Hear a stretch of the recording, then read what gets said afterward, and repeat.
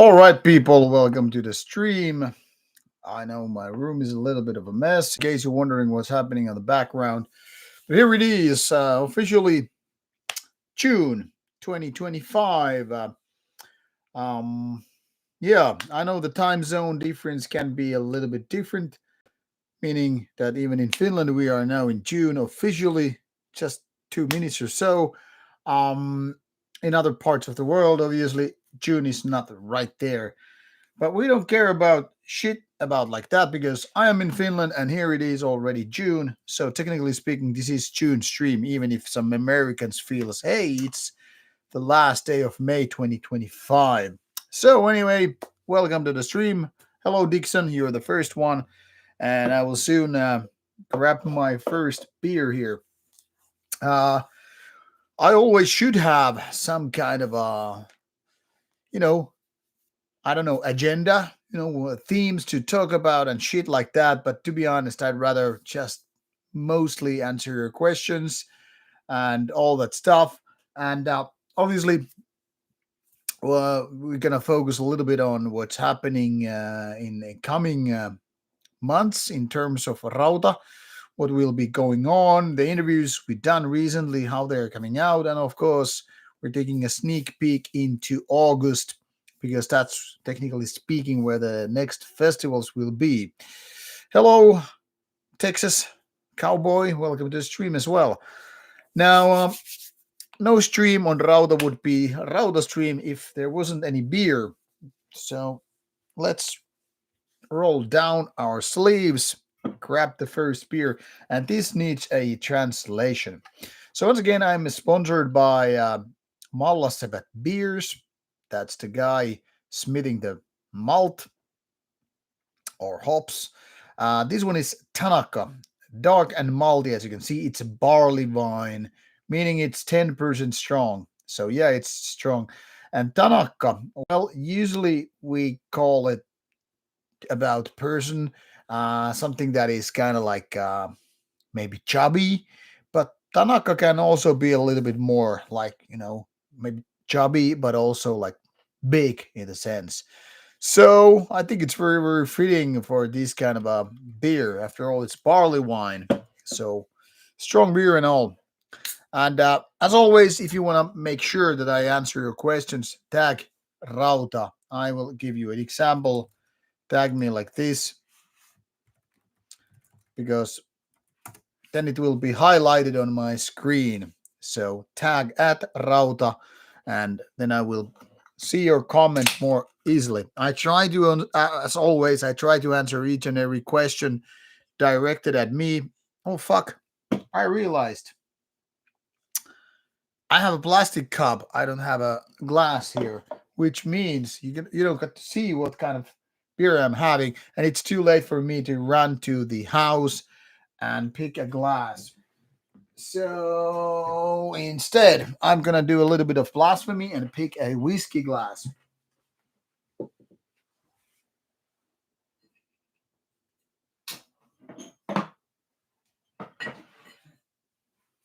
Yes, I realize this is blasphemy to drink beers from a whiskey glass rather than you know beer glass. But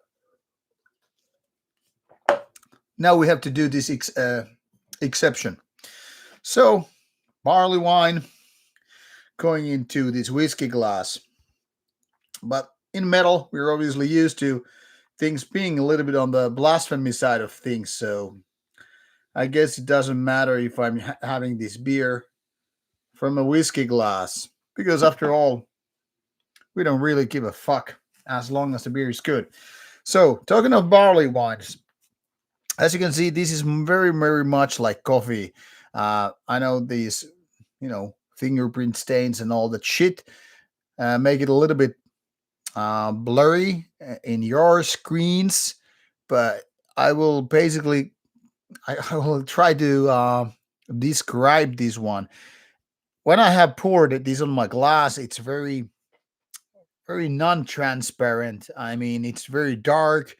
It's very coffee-like. To be honest, if this was poured in my coffee mug, I would probably mistake it for some I don't know, cold coffee or whatever. This really looks coffee, and the smell, it's very, very roasty, meaning it gives you this impression that you're gonna have something like coffee. Oh, a little bit on my nose. So a little bit of like a coffee light, like roasty flavor, but obviously it's beer, and because it's barley wine type of beer, it's very strong and not something that you're gonna consume quickly. And now I have to thank you so much, John Jared Rocks. You were saving my day with your donation. Thank you so much for your big ass donation to the stream, because I was just pitching to my cameraman Arto that now we are gonna go to Beyond the Gates Festival late July, early August in Bergen. So exactly in 2 months. And I was just like, okay, I just bought those way too expensive flight tickets, plane tickets, and I was saying like, okay, now we don't have the money for the hotel, which I have already booked. But I'm like, okay, let's figure it out somehow because I don't have to pay for the hotel until it's July, and by that time we will have some Rauta Patreon money and YouTube money coming in, but we're still probably lagging a little bit behind. This helps a lot, so thank you for that. um, to be honest, I was expecting when I was, doing a little bit of a budget run for Beyond the Gates trip, I was expecting that, okay, we have enough money for both the flights and the hotel. And now that I have the hotel booked, or technically it's speaking, it's not hotel, but apartment. So now that I have this apartment booked and taking those flights, they were more expensive than what I was estimating. And I was like, okay, we're gonna still do it. I just have to take the money back when Rauta gets it. So we're a little bit lagging behind the budget. And there's two reasons. First of all, the trip to German for Racker and the Guards 4 in April, that was more expensive than what we have kind of prepared for. The second thing is that flight prices are up, meaning that, say, back in like 2 years ago, things were cheaper, and maybe we're a little bit late in terms of booking those flights to Bergen as well. I mean, it's already the 1st of June rather than doing those flight bookings in, say, I don't know, March or April. Be it as may, we're not like in trouble or anything, but it needs a little bit more careful planning in terms of Rauta, because obviously I I spend money on Steelfest accommodation for me, my cameraman Marto, as well as Chris, the thumbnail guy who came from United States. So that took a little bit of money, but we're already good. Oh, thank you so much, Chandra. You don't really have to do this again, but thank you so much. So, people, try to understand me. I'm not begging for money. I'm just really thankful for your support. So, these will be very useful. Obviously, I hope that you people will be watching those interviews we're rolling out, and I will talk about them in a little bit. But yeah, I'm really stoked to get our asses, and that is Rauta team, me and my cameramen. One is coming from Oslo, Norway, but he's taking care of his own car costs. But I'm still paying for his apartment place. That is, we're sharing an apartment. My point here is, you know, it's so funny.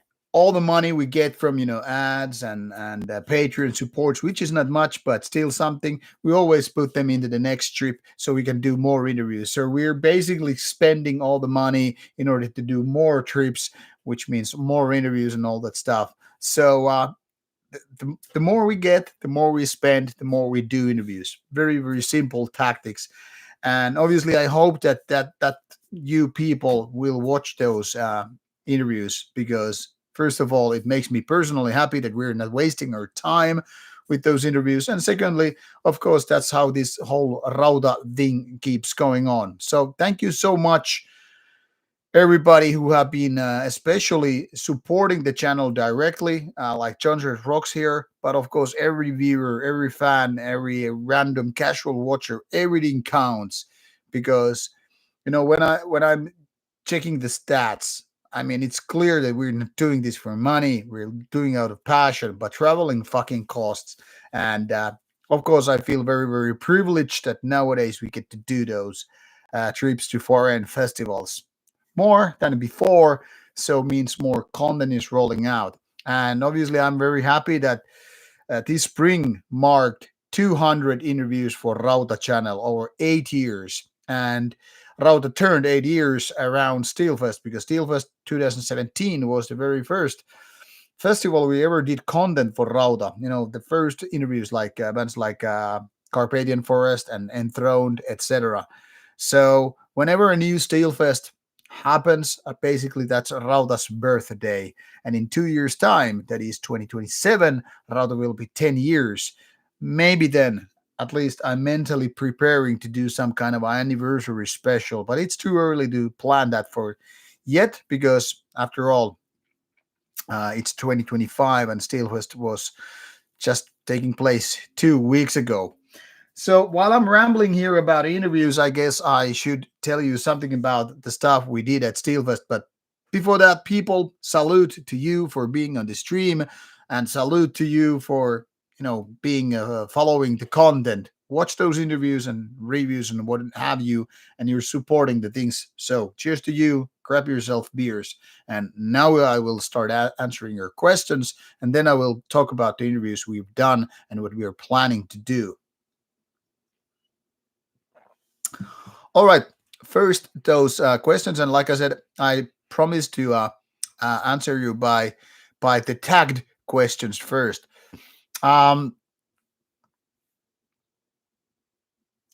Strelok the Stalker is asking, how many CDs do I have in my private collection? My private collection are these towers, which you can see here behind my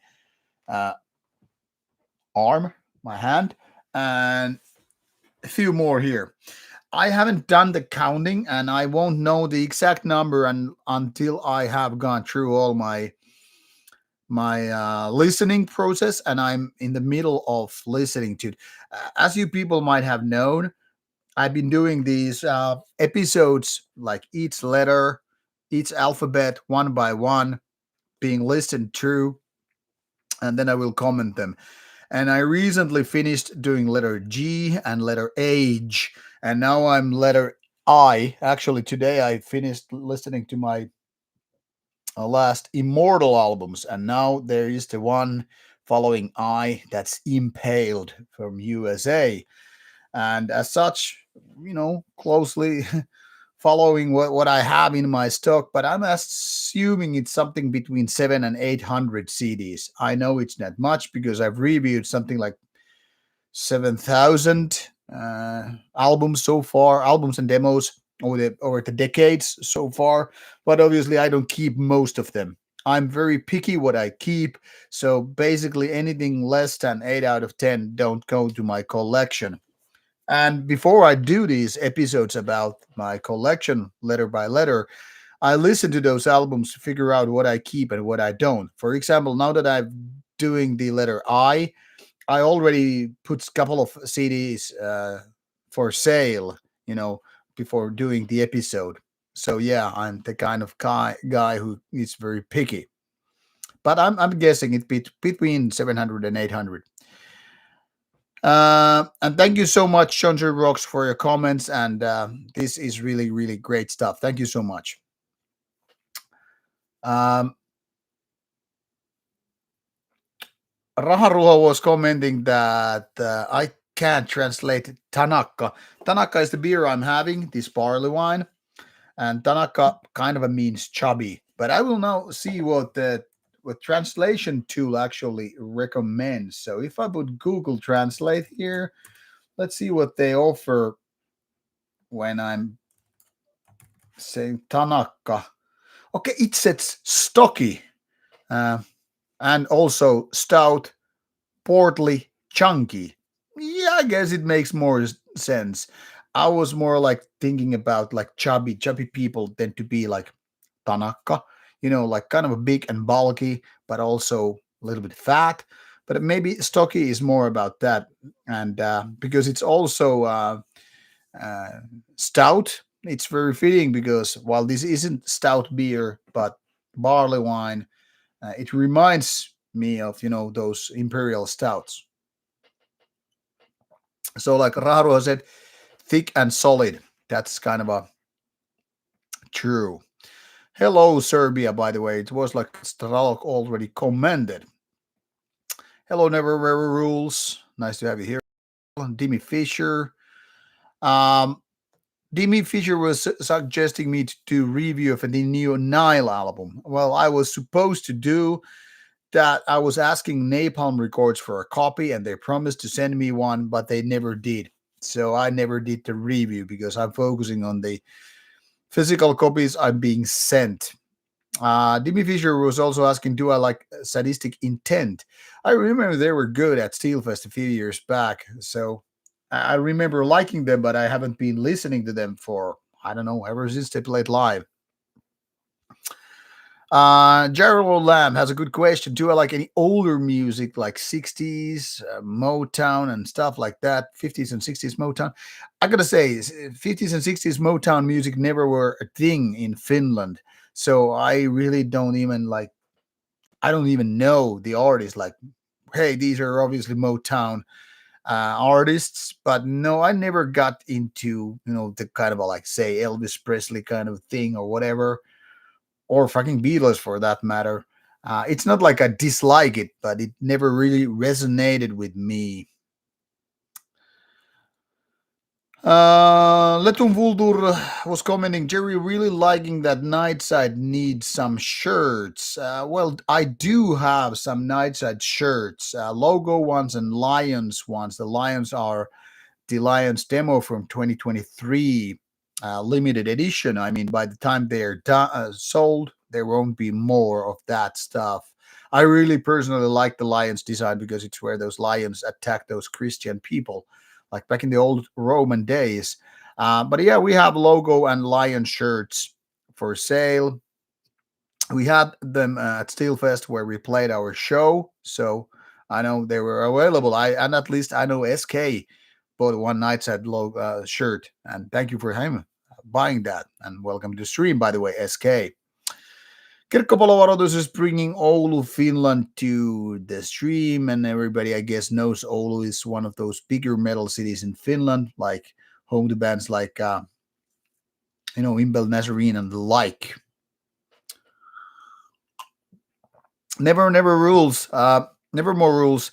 As much as it would be fun to play in the United States with Nightside, I don't see at the moment any booker doing that, and it's harder for bands of our size because we are not big enough to attract the bigger audience, and then you have the visa costs and all that stuff. So it sucks.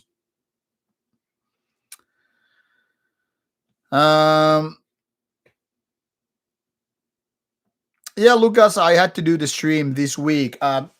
I need to mention you that I'm going to Thailand for about 4 weeks, and that's why this June stream is happening this week and not the next one as I had originally planned. Because by the time I get back from Thailand, it will be already July, so I had to do the June stream today.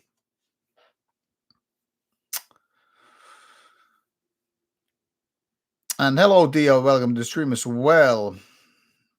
Raro is asking I should do a chat with Justin Horval, Dead by Dog. Well, J Dog has been asked actually quite a few times that we should do a stream, but he always says, I don't know what this Rauta guy is.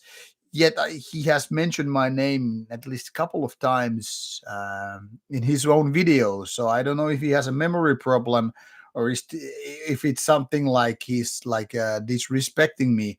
Now, personally, I don't care if he disrespects me, though I don't think that's what he's doing intentionally. But yeah, there has been a few people who have been saying like, that we should do a video with Justin.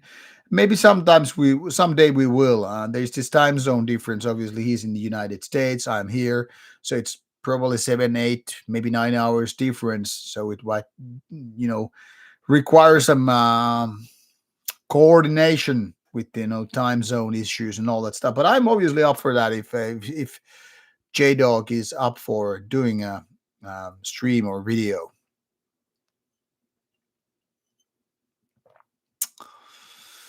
Yeah, Chancery Rocks. The city towers you see behind. I will actually walk up.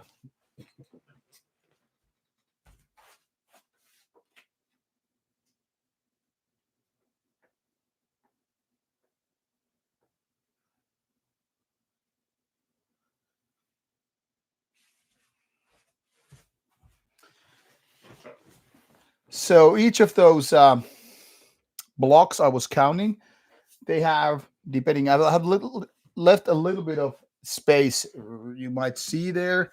They are not really stuck, so I can put some albums between. They're now something like 12 to 15 per each block. And if I got it right, they're like 12 of these. So it's probably something like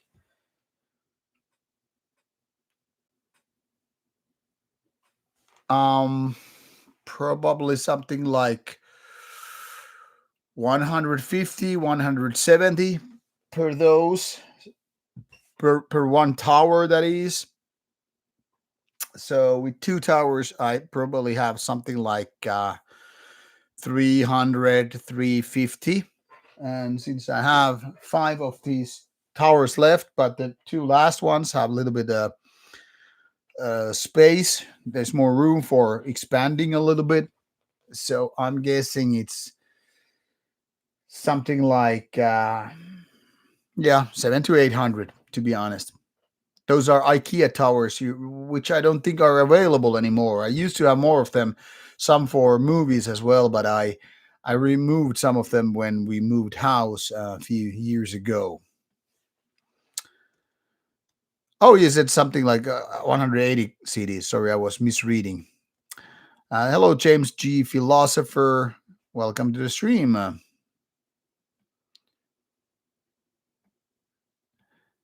Yeah, Tanaka with katana sounds like Japanese, but Tanaka is not exactly Japanese, but there's this Japanese tone to it.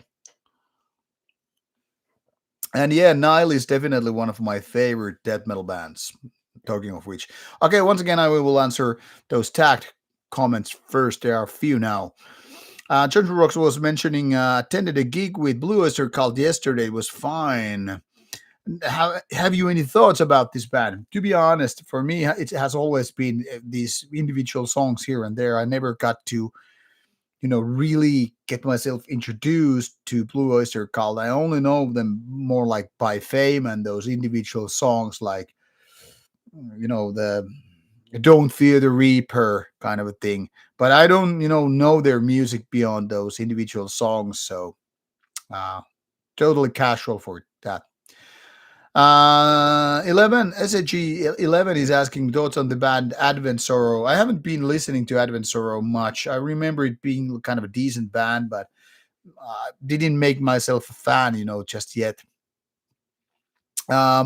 George Rock was also asking, is there ever a chance for a Diaboli interview? I hope there would be, but knowing the guy is a little bit of an introvert and kind of a hermit, I wouldn't, hold my breath for a Diaboli interview. I have interviewed Diaboli some 20 years ago for a webzine, and he, answered the questions and all, but seems like kind of a guy who doesn't really give a fuck about interviews. Nevermore Rules once again mentioned that J Dog and Rauta could hit it and off in an interview. Why not? And yeah, we're kind of yin and yang. I don't know if that's for the better or worse for me or him. Well, like I said, I think he does important job for the metal community. He has this strong personality, which I think is very, very important in a way for a metal influencer, if you will. Sometimes his opinions are a little bit weird to me, but then again, who I am to say anybody has a weird opinion? Because after all, I do have my own weird opinions and all that stuff. But yeah, he has a solid fan base, and like I said, it's better to have that personality than be just gray and boring.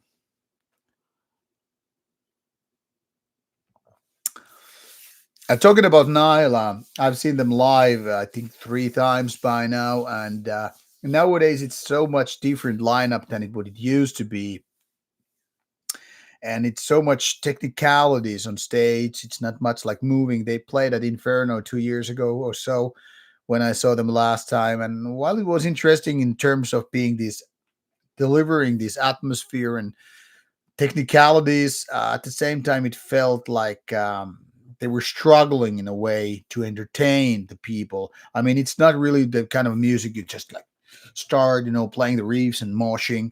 It's more like, see, I'm playing these reefs, like, kind of thing.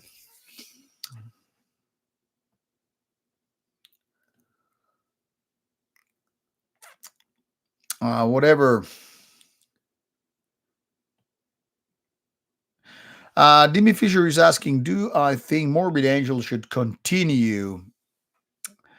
Yeah, it seems like Trey is kind of going mental, and at the same time, David Vincent is doing some other shit like Ultimas and Terrorizer and all that stuff. And it seems like Morbid Angel is a goner by now, unfortunately. Funny that you mentioned Morbid Angel now, that because I Am Morbid is playing at Beyond the Gates, and obviously I want to see them so bad. They're focusing on the early Morbid Angel material. But yeah, it seems like the days of Morbid Angel, as with the band we knew it, is kind of like numbered and gone. Unfortunately, so because Morbid Angel is one of the best death metal band of all times. Hello, Rodden Punks. Welcome to the stream. Yeah, Lucas, J-Dog doesn't know what to chat about. Well, I can totally talk to people and make them chat, so that's not a problem with J-Dog. Hello, black metal follower. Nice to have you on stream as well. And of course, it was nice to meet you people at Steelfest too. Um, I mean, yeah, you said like mostly the listener tend to talker, but it happens with me. I talk so much that sometimes people have hard time to find their voice, and I don't mean anything bad when I talk. I'm just a kind of a guy who likes to talk. It's not like I love my voice. I don't, but I always feel I have something to say. I'm not the guy who kind of like have has those silent moments. I do, and people who know me for a long time do that. Sometimes I get into my more contemplative, moments, and then they feel like it's weird because I'm the usual the guy who talks and likes to laugh and also listen to other people. But when I'm like in this weird mindset that I just like don't talk that much. I'm more like just pondering my own things and all that stuff. Then people is like, "What the fuck is wrong with you, man? Like, why are you so silent and shit?" It's weird. But for instance, I met SK, and he has been the biggest supporter of Rauta of all times. I'm gonna mention it once again because he's a great guy. It was nice to have him at Steelfest for the first time because obviously we have been talking over the years about bands and stuff and all things related to metal. And it was really, really great to have him at Steelfest for talks and handshakes, and obviously see gigs. I got to introduce him to a couple of Finnish black metal people, which I think is very important. You come all the way from USA. The least I could do is hey, this guy, he plays it for this and that band and things like that, because after all, this is a very tribal thing what we are having here as metal community. um, I'm not saying that everybody is a friend of a friend and all that stuff, but we are really like-minded. If we weren't obviously you wouldn't be following the channel, you wouldn't be talking to stranger at shows and all that stuff. But for me personally, be it Rauta's Discord, be it these meetings we might have at a fest, random strangers talking, shaking hands, taking photos, whatever. I think it's important because once again, we don't get to pick our relatives, but we get to pick the people we consider friends or like-minded people, so our own tribe. Some might think that having this tribal mindset, like, hey, this is our tribe, black metal people or metal people in general, might feel a little bit romantic, in the sense of like, hey, you're kind of sugarcoating it and all. But I don't think there is a better way to describe this, because calling it family is a little bit too far fetched, because we're not like that close to one another. And family, while it can be big, it's not big as a tribe. But tribe, in my opinion, kind of describes the mindset, their clothing. You can consider it our fucking metal clothing as uniform. Doesn't matter if I'm wearing a Metallica shirt or Dog Throne or fucking Slayer or Bathory, whatever. I mean, in the end, it's about the bands we like, we enjoy, what means to us something. And that's kind of like focusing on details. But these band logos we're wearing on our shirts and all, they're all also like a kind of like a hidden language. So when you see someone wearing a shirt that you also like, you're like, hey, this is my brother from another mother, he also likes Destroyer 666, that's what I like. So we don't have to even communicate. Same thing with tattoos. Sometimes you're like, hey, I have this tattoo here, it's similar than yours, or has similar bands and all that shit. So I think this tribal thing is fucking great. And the greater it has been, in my opinion, the older I've gotten, which is kind of strange. You would think that when you're in your 20s, you know it all. But I would say when you grow older and you start meeting more people, you understand that it doesn't matter whether we come from different parts of the world. It can be North America, South America, Africa, various parts of Europe, Asia, fucking Australia. And you can still think like, hey, we like the same fucking bands, we had the same fucking fest, seeing the same fucking songs played live, we enjoy the same kind of beer, and we're like, hey, what's up, brother? I know that some people are like, oh, this brother talk is so bullshit, we're not brothers and sisters and shit like that. Hey, you don't have to be, it's fine. But I think there is this kind of a connection, what I'm talking about. So sometimes you meet a person for the first time and you realize it's maybe a friend or whatever, and you realize, hey, this guy knows exactly what I'm talking about. We enjoy the same fucking thing. I don't even know this guy personally, but we have the something in common, something resonates, and that's the tribal feeling. But anyway, that's my take. And thank you, SK, once again. I know you're probably not big on cash now that you have been traveling to Steelfest in Finland. So by no means, no fucking need to donate anything. But obviously, big thank you, because this is great stuff. Obviously, this is helping us with the fuck. Now this scrolling is dying. I don't know why it's lagging. But anyway, as I was saying, is that this is obviously great stuff that you people are helping the cause.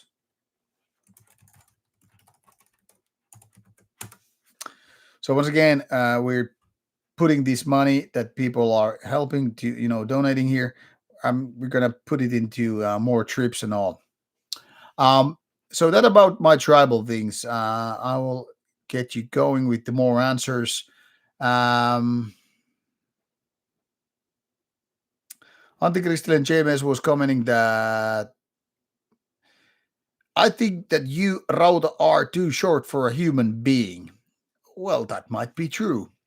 Actually, today I saw this great looking gal at the gym, and she was asking like, "How tall are you?" I was like, "I'm 1 meter 74 centimeters," and he was like, "Shit, I'm supposed to be 168, and you're not taller than me." And I'm like, "Hey, you're wearing those heels. I'm not, so whatever." But I don't have a height problem. I don't really care. I know I'm not fucking handsome guy. I'm the big guy. I'm the tall guy, but I can talk.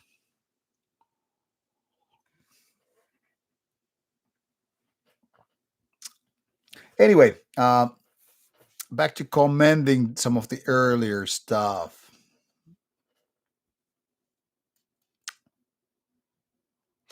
Yeah, that's SK. Now that you mentioned that, yeah, I don't like the J Dog style that he's making money for questions that people can find answer, and why he's asking money for questions. I think that's kind of a silly. I mean, imagine these streams if I was asking you fucking $5 every fucking time uh, I was going to answer you. I think that's bullshit mentality. But hey, to each of their own. Anyway, going on with the chat here. Strelok is asking, can you compare Finnish black metal scene to Norway, Swedish? Personally, prefer Finnish above all other. Finns are making the most uncompromising black metal. Yeah, obviously there are differences, but I think the differences between Finnish, Norwegian, and Norwegian, Finnish, and Swedish black metal, I think it's more like the musical differences rather than mental. I mean, obviously we are different cultures. Don't make the mistake confusing that all the Nordic people are the same. It would be saying like, hey, all the North American places are the same. Like it's stupid generalization.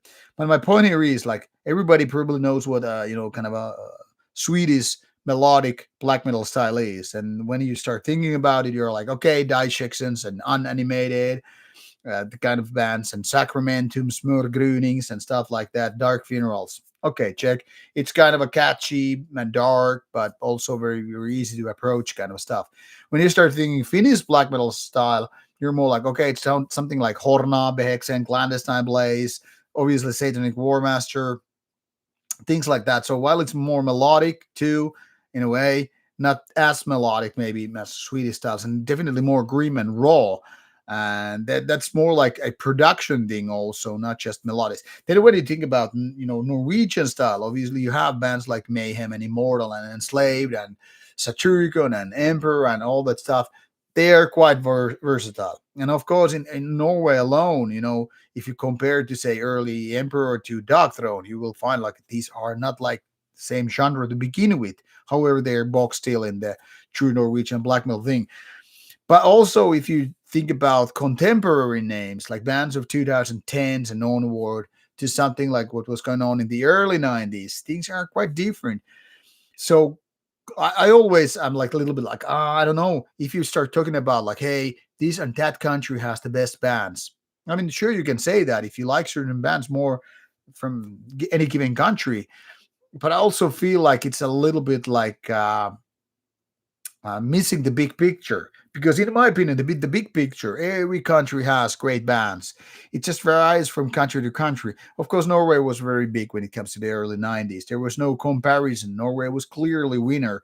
But by the time the late 90s came or early 2000s, and suddenly Norway wasn't that much of a big thing. After all those old names started changing their style so much, or some key people had gone from the bands. I mean, compares like early Enslaved to something like 2000 Enslaved.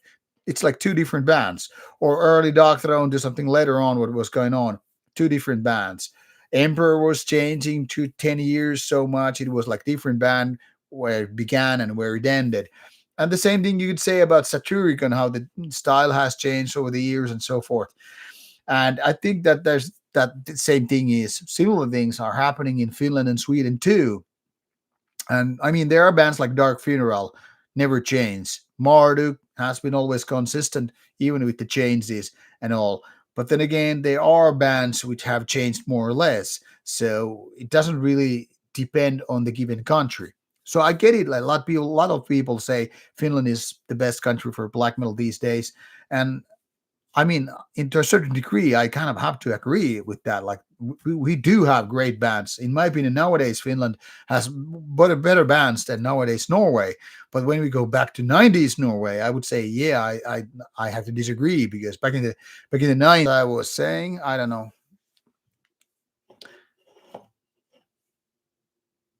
Yeah, the stream was basically fucked for a bit while I was talking about Norwegian black metal. My point here is, I'm not gonna recap the all sentences. My point here is, when we were talking about the early 90s, Norwegian black metal was clearly the best shit. And nowadays, in my opinion, Finnish black metal is better and all that stuff. So the street, the scenes have changed. So calling one country better and or the others, I mean, I cannot say it like that. Judge Road Rocks is mentioning, have to talk about this. I really, really, really hate the phone culture and gigs these days so much. I don't really enjoy live shows anymore. Thoughts? I mean, I kind of understand Judge Road Rocks. We're old school. We came to the shows back in the days without phones and all. We didn't go with cameras like that, where, all the way like, oh, hey, I'm gonna film this show. I'm gonna actually stare at the fucking show through my screen. We didn't do it. And nowadays, I'm still the same guy. I noticed after my Steelfest, like how many photos I had, something like five. Means I really took photos, I think, from Arcona because I figured out, hey, I'm gonna post something about now that festival has started. They were the second band at Steelfest. And then I realized, why the fuck would I take these photos with my smartphone, because they will look like crap. They're pro camera people with their pro equipment and who are more skills to make proper live photos. It would just suck if I take those photos myself. So yeah, I really don't take photos of these shows by myself because I think it sucks. Or making those short clips, they're boring. Then again, on another thing is, as an artist, playing at Nightside at Steelfest, as an artist, it's good to see that people were taking short clips. Like somebody had filmed our first new song played at Steelfest and posted it on YouTube. Obviously, it was a good way for us as a band to promote that shit. Like, hey, we played this new song at Steelfest, and now somebody has taken it to YouTube. So there are two sides to it. But yeah, in general, I would say it sucks that people are watching those gigs through their phone streams rather than anything else. So I agree. Less phones on the shows is better.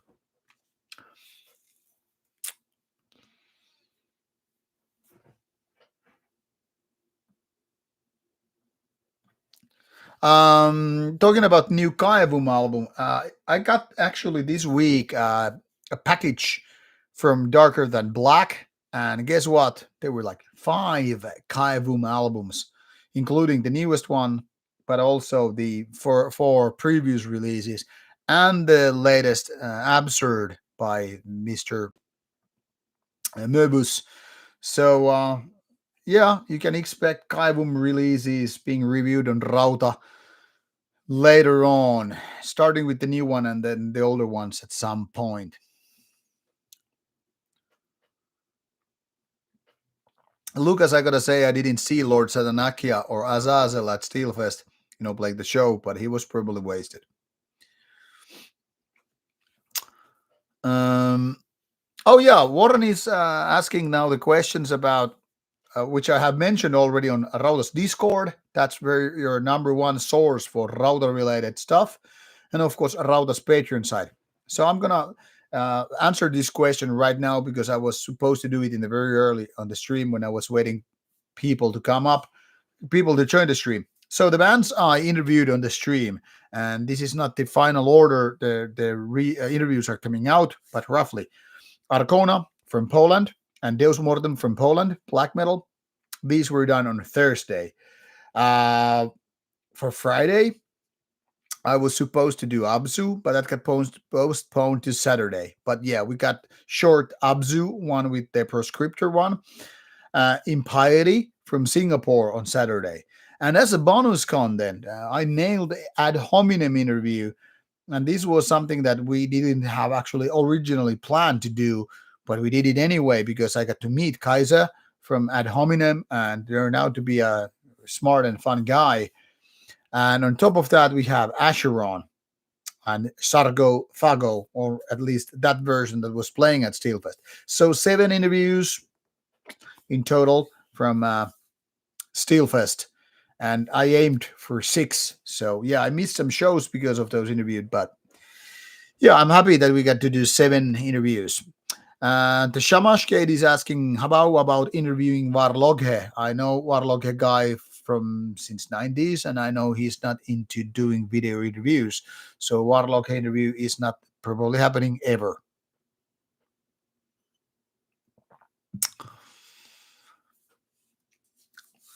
Black Metal follower is saying like I should check out an interview Two Face Sinner from Peru. Well, the thing is, how would I interview a band from Peru face to face? I haven't seen them playing in Finland or Europe in general. Dimi Fisher is asking, can I do Carcass interview? I would love to do a Carcass interview, but Carcass hasn't been playing lately in Finland, so I don't know. Um,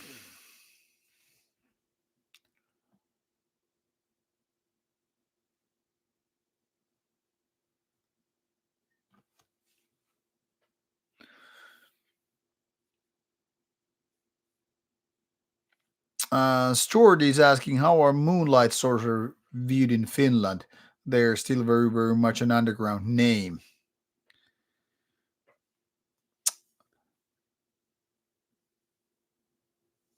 Thank you, SK, about your comment about interviews regarding me and J Dog. Um yeah, well, I'm thankful uh, that my interviews are pleasing. What can I say? I like to improve myself, of course. The concentrator is saying, I hate the thumbnail. Hating the thumbnail for this particular one for the stream, right? Vlog res Vlogression. I can't say I know it.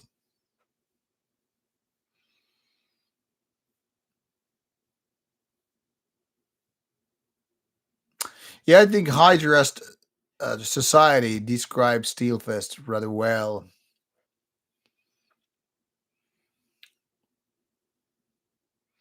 Yeah, that sucks if J Dog is insulting people, not throwing money at him. Maybe J Dog wants to be the striptease artist of black metal influencers. I don't know. Totally, yeah. Steelfest is, in my opinion, the best festival, so definitely going there. But I don't think Korkondrus will be there next year because they were there this year, actually. Korkondrus vocalist was making joke that there cannot be Korkondrus show without Nightside because we have played like 5 times together, live at Steelfest, and last year 2 times already, and 2 times in Turku. So yeah.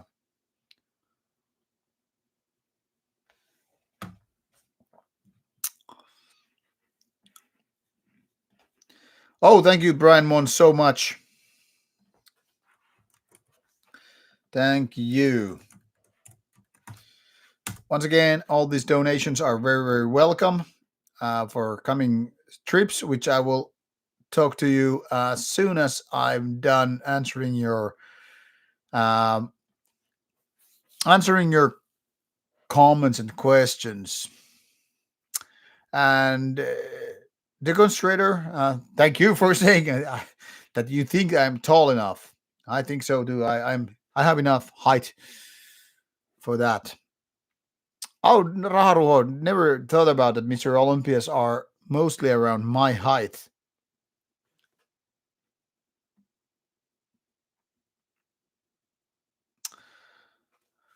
Yeah, Azazel Zipper interview. That's very, very funny way to put it. By the way, talking about that Azazel Zipper interview, there were a couple of Polish guys at Steelfest, at the backstage, and they asked me if they could do an Azazel tribute photo. And I was like, sure, but what it would be. And the two guys were like, okay, I'm going to have a bread and I'm going to bite it on the photo. And the other guy was like, I'm just going to unzip my pants for the photo. I'm like, sure, if you want to do it, let's do it. So we did.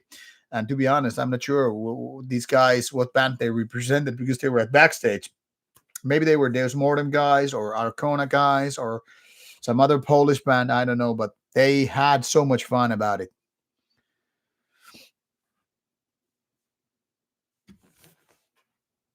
And yeah, black metal follower, when you were mentioning the Finnish black metal scene is the only scene that holds up to the values of black metal current times. That is something I can totally agree. We Finns are kind of a stubborn in the sense of we want to keep it fucking true. And unfortunately I've noticed that some other bands, some bigger bands, are more like, hey, we're not gonna go into sketchy places, we're not gonna play at festivals like Steelfest because we want to play more shows and have everybody's having fun, kind of a thing. And it has disappointed a lot of people that certain bands are more interested in making money than being to, like, for the cause, for the rebellion, for the fighting religions, and all that stuff. And I know I'm happy that in Finland we have a lot of those bands who are like, "Fuck your money and fuck your bullshit." Like, we rather do one show a year at proper festival than sell our souls for some easy cash. So, in that sense, Finnish black metal is indeed doing fine. Obviously, we have silly bands too, but most of the old school bands from Finland are very true to the core. And I know for myself that I'm one of those guys. I never traded my values for some money because that's what you have day job for. You have your day job so you can, live your life, and you don't have to sacrifice your fucking soul or fame or whatever in order to, just live a fucking rock star dream. That's bullshit.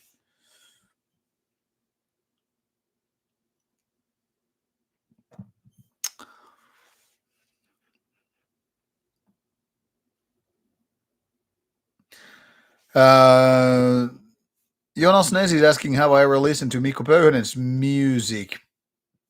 Yeah, I've seen Pyhä Kuolema live, for example, at Mikko Aspas' um, birthday. And while it's not my kind of a thing, I do like that what Mikko does in a way. He's a great guy.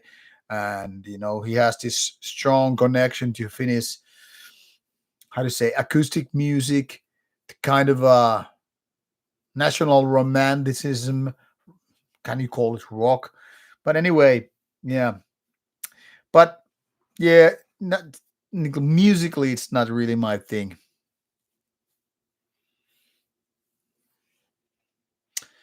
Nocturi, is nice to have you on the stream.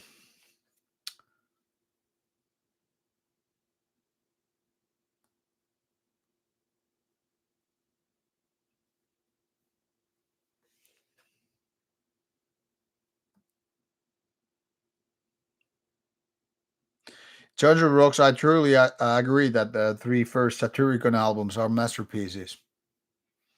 Second Coming of Pip saying, hot thumbnail, Jerry. I know, it is so hot that I feel like touching myself. Avordia is asking if I had to choose like three bands, three favorite bands. It's fucking easy. Slayer, Bathory, Wasp. And I could go for a few more, but if I had to only pick three bands, that would be those. Strelok, the stalker, is asking, do I collect LPs? I don't really collect anything these days. I do have some LPs on my left side on this fucking IKEA LP shelf, but no, I don't collect anything.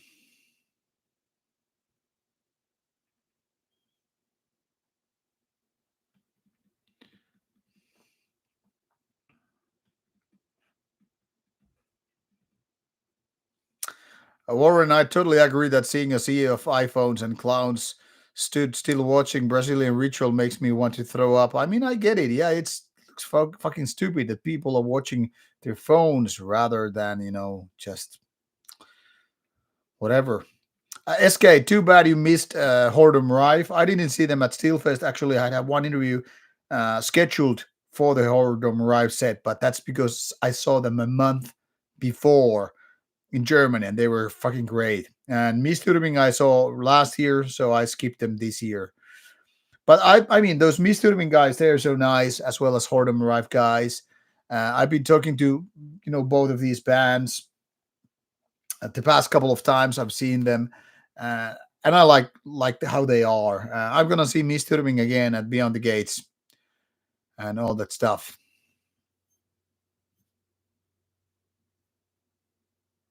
Yeah, Tiago, I know that you're a short lady, and I can only imagine your annoyance when you see those see your phones just before your eyes. So fuck that shit. SK, didn't you take any photos, any pictures the whole time you were in Finland? I mean, outside the festival? That's crazy. We should have taken a kind of a friend photo. Next time we'll fucking fix that. I mean, I mostly take photos with my friends and shit, or nature for that matter. But I don't like taking live photos. It just sucks.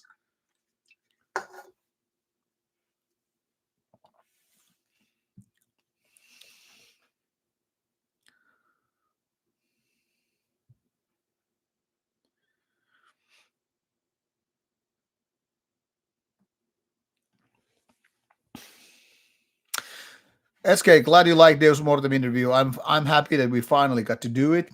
I mean, and publish it. And this time we had that Polish booze. That was great. And yeah, Lucas, we did Impiety interview, and I'm really happy about it. Cheyenne from, or how you pronounce it, his name, from Impiety, very, very nice, polite guy. You wouldn't imagine based on how violent their black thrash death combination is. And there he was, just like a casual guy, talking to me like like no rock star mentality, even though he's this guy from Singapore that has been doing extreme metal for more than 35 years. I really feel I'm privileged to get to do these interviews and talk to these musicians. I feel honored, to be honest. Dimi Fisher, this is great what you said. That also you would like to appreciate more reviews from books of any kind, comics and on all. Um, I'll take a look at the possibility of doing comics and books and all that stuff. I actually have a package. I'm gonna show it to you people. It has been waiting on my desk for quite some time. With love from Norway. If you people can guess what it is, more power to you. This has some reading, and the only reason why I haven't been opening this one is I wanted to, show someone that I got this with love from Norway. This is a reading package. It has something important for me to read, and when I'm traveling, so I'm taking that with me to Asia or Thailand, where I'm going to later on. But I'm planning to include more, say, movie and video games and TV series reviews with my reaction videos, which I'm expanding to. I know some people consider reaction videos and all that stuff utter bullshit. If you don't like them, don't watch them. No need to bitch about them. But I will do them out of because I enjoy doing I enjoy watching TV series and playing video games and watching movies. So I will just enjoy them doing that all that stuff.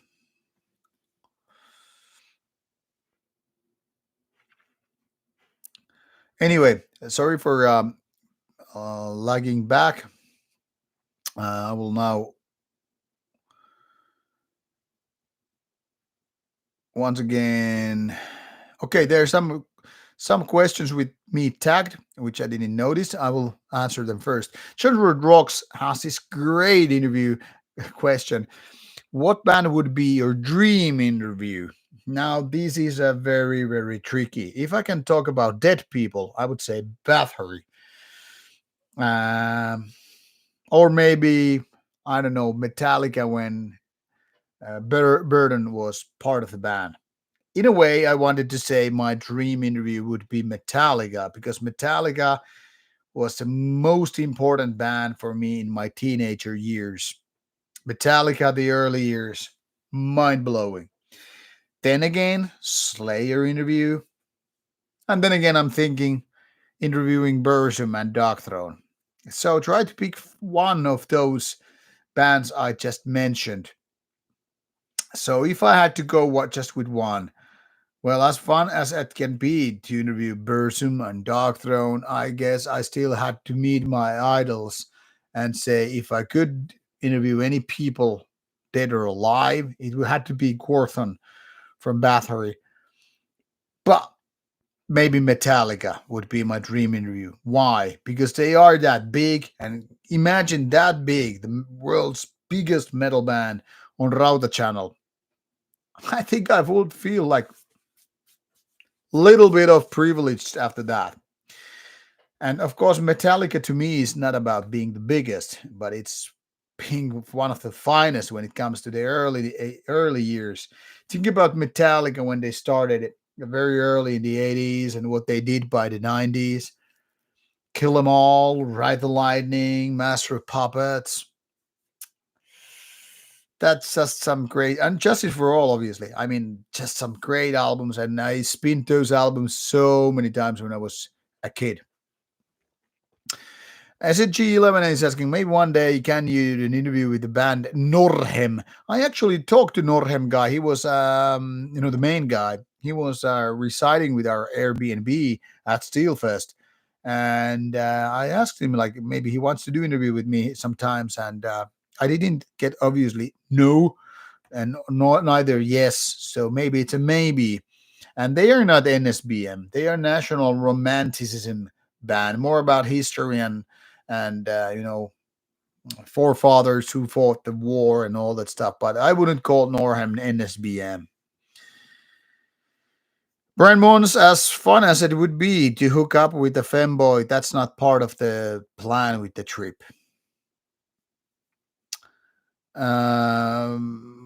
Ginger Rocks is asking, what do I think about bands like Neutron Hammer or Anal Blasphemy and so on?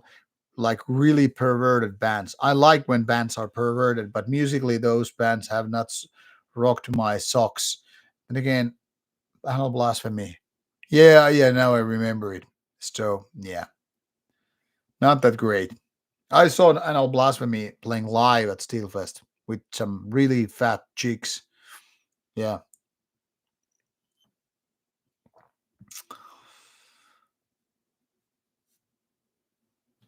SK, nice that you got to meet Kaiser of Ad Hominem at the hotel. That was very, very great. I really like Kaiser, and me and him have been, messaging after Steelfest too. We were just yesterday talking about traveling and lifting weights and all that stuff. Seems like my kind of a guy. Brian Mons, better late to be to the show than never. Yeah, Antichristen and JMS, I know what you're saying about some, Finnish black metal not being that much power. But then again, when we're talking about that kind of stuff, like what you mentioned, blasphemy, that's what we are talking about when we're talking about death metal. And death metal is definitely way, way more masculine than a lot of black metal bands. Black metal bands with corpse pains and how black metal bands is so romantic and sexual even is sometimes baffling to people when you kind of put the cat on the table and say, hey, this is the beast. And I know a lot of black metal people are kind of almost like offended when you say that, hey, your black metal music is the kind of a feminine version of, death metal.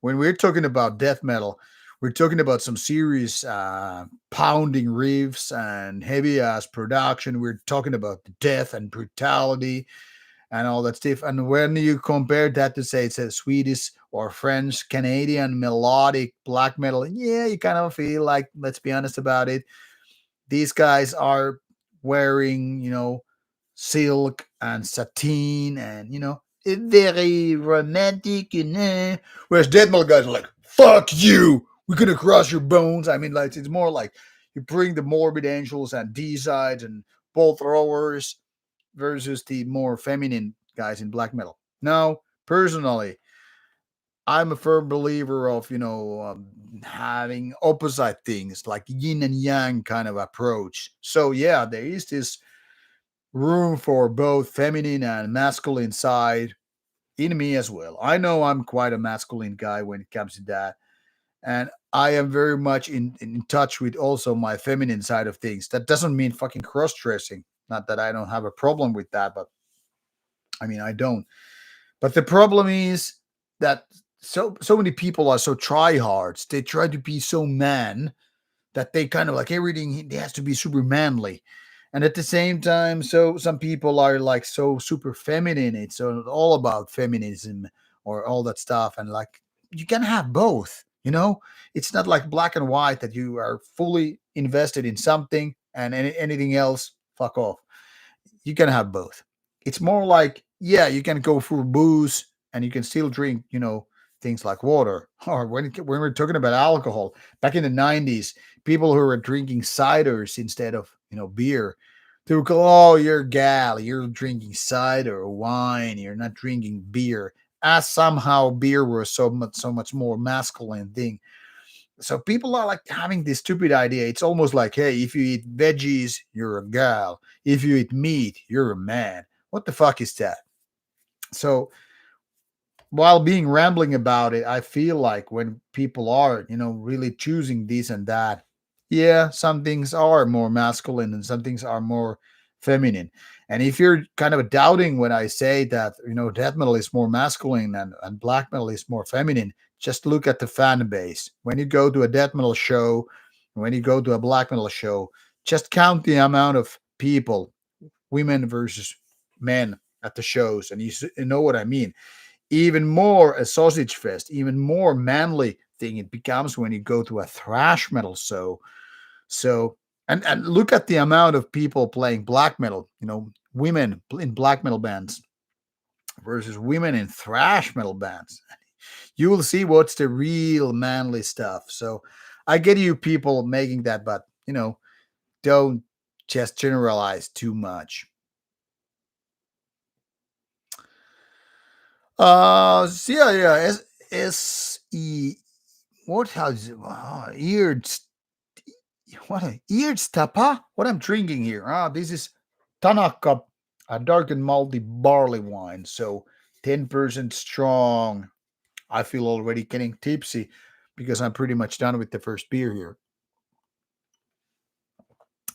To my shame, I missed Abzu at Steelfest, but luckily I'm gonna see them at Beyond the Gates. So yeah. Warren is saying the best interview ever would be Apatori. What the fuck? What's that? Oh, Bathory. Oh, Jorgensen maced Steelfest. Damn.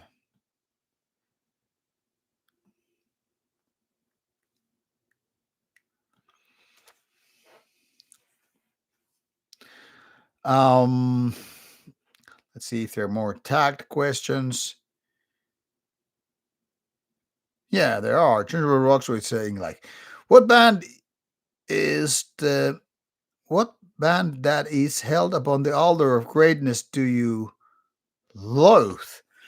I don't really loathe any band. I mean, it's easy to target those big ass bands and say, yeah, I did never like them.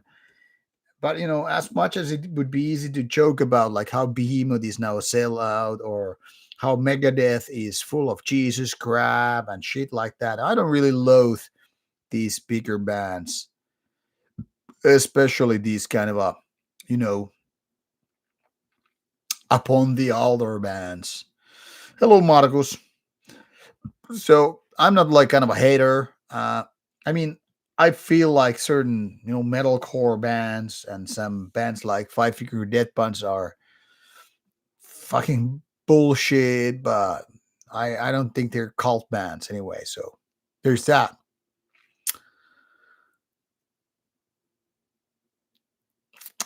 SK, I'm happy that you enjoyed Gorgondurus so much. They are good guys. I think Crystal and James is asking, do you ever get bored to see all those gigs? Yes, I do. I mean, the 90s when there were only a few extreme gigs and it was fantastic, but where are the magic now? To be honest, this is a very, very good question. I want to answer it before I get a new beer. To be honest, back in the 90s, when I was a young guy, my 20s, whenever you went to a different place, what the bands you would see for the first time. Wow. Even if they were great, you will still like, wow, I'm gonna see them for the first time. But let's be also honest about it. I remember back in the 90s that certain bands which were like considered B class or C class, if they weren't great, you're like, hey, it's nice to see these bands, but this is not good. Maybe we were even kind of overly critical back in the days when if a band sucked a little bit, it sucked big time. Now, if a band sucks little, it just sucks little. But where the magic is now, sometimes I question that myself. I'm like, why on earth I am on this festival? I'm not even enjoying most of these bands. These are like just okay. Well, instead, well, I could be at home, watching a movie. I don't know, eating potato chips or going to the fucking gym and enjoying my life way more.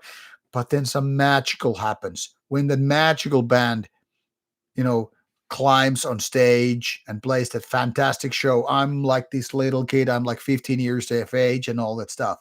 Last year, a couple of examples from Beyond the Gates Festival.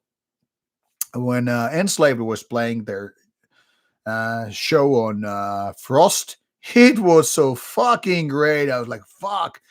I've been liking this album since like mid 90s or so. And now seeing this whole fucking set, fucking great. That Battery tribute thing, mind blowingly good. And that's when I really know I'm fucking loving it. But at the same time, I remember this was almost a year ago when Saturicon was like, hey, everyone having a good time, motherfuckers. Yeah. And I'm like, what is this bullshit? I'm not enjoying this. Why I'm in Grieghallen in Norway, the legendary plays, and I'm just seeing Satur pulling some weird stunts, and I'm like, this is not good. Why I'm here. I could just touching myself, watching adult entertainment instead. So yeah, there are bands which are boring, and then you feel like I'm not covered for this shit anymore. Why I'm at the fucking festival? But when I go to the Steel Fest, I'm always like, fuck, this is so great. Even if the bands are not so great, but you kind of feel. So where this magic is, the magic is with the fucking good bands. And personally, I'm trying to do our nightside gigs so that when you go to see us, you feel like, man, this band has something going on.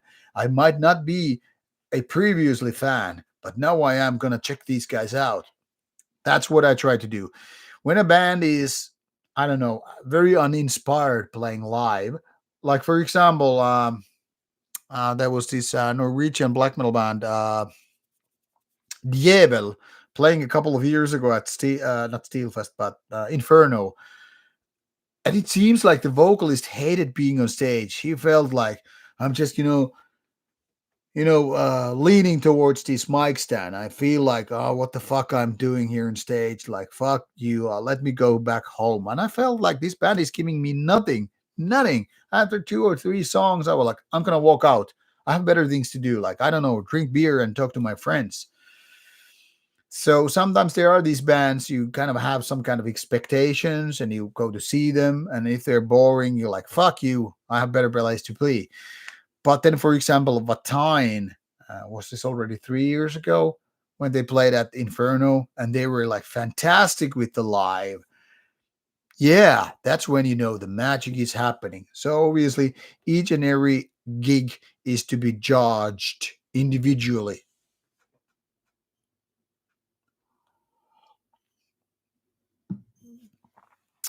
Warren is saying, just please never interview Shining. I've actually tried to do Shining interview already like 5 years.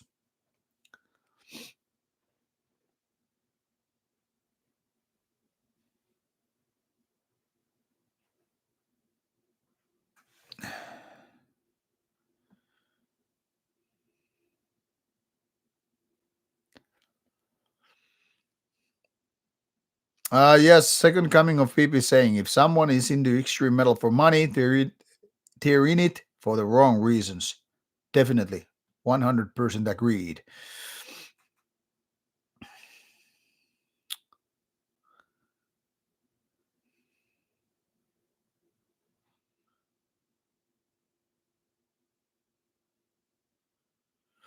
Yeah, black metal follower. I'm glad that you got to meet Mikko Aspa and talk to him. He's a smart guy and very cool dude.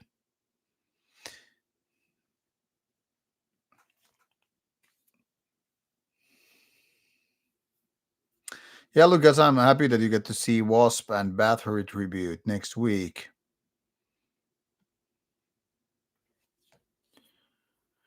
Oh, SK, I'm happy that you got to meet Morgal guys too. They're great guys.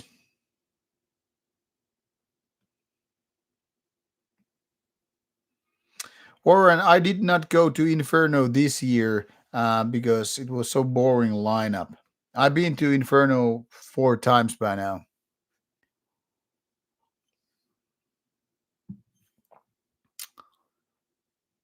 Oh, SK, too bad you couldn't get Yellow Vina. We're gonna get you that next year. Raharuha mentioning Hellripper has a new album coming out this month, I believe. Drop a review, please. I will review if a physical copy arrives this way, because obviously I review albums based on physical copies. That's not to say I can't listen to music that is not physical, but I always have to prioritize physical copies, obviously, when people send it. And thank you, glad you liked the interview. I'm gonna see Hellripper again when they're gonna play at Beyond the Gates, which I'm gonna talk soon. Um,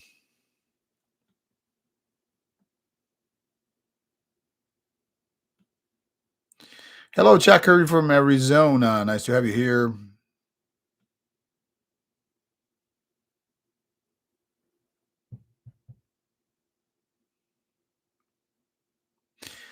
Uar mentioned that Trujillo is very approachable as an artist. Maybe he'll give you an interview. I hope so, but obviously I would like to talk to James Hetfield and Lars Ulrich the most.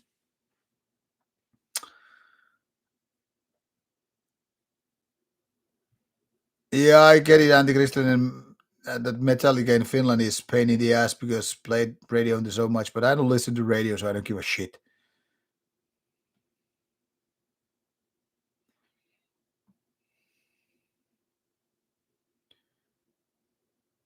Yeah, talking of Deaf Heaven doesn't even, or Deaf Haven. This Deaf Heaven, Deaf, whatever. That's not even black metal, so we can just remove that stuff.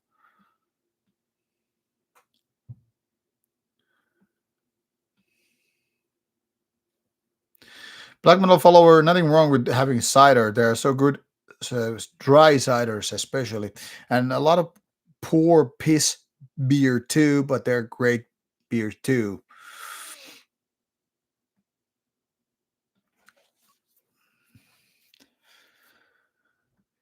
All right, thank you, Chunger Rocks. You're once again showing me with your money, so thank you.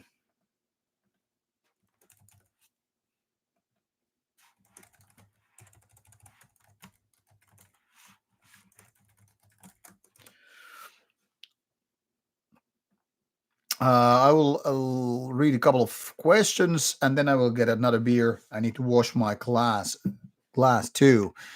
Um, which is better, raw BM or rail produced BM like Dark Funeral? For me, raw BM. Think about bands like Ildiarn or the Golden Era of Dark Throne, and you had my answer. Um, Urge Stapa is saying, I'm curious, is you ever listen to early Deep Purple stuff, like from the 90s, 70s? Not really. Personally, I think you could say it, the opening track from rock and roll is the speed metal song in history. Maybe it is. I mean, Deep Purple definitely has some good stuff going on, but to be honest, I'm more like a casual listener. I've been singing to quite a few times to Perfect Strangers. I think it's a fucking great song. But then again, I don't really know Deep Purple albums like that.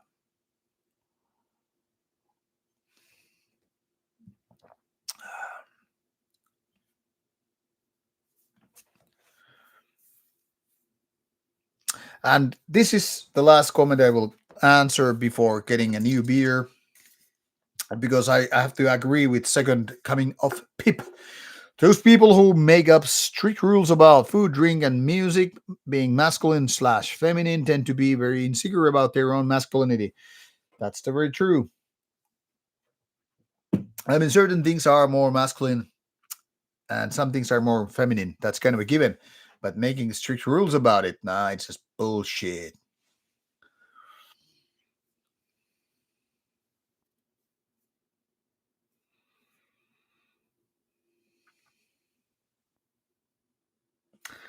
Timmy Fisher is asking me, and this is something that it's been answered in those interviews so many times. Just check out the Arcona interview, for example. Timmy Fisher is asking, serious question. Don't you think that this anti-Christian thing in metal is a bit old already? No, it's never old. Why?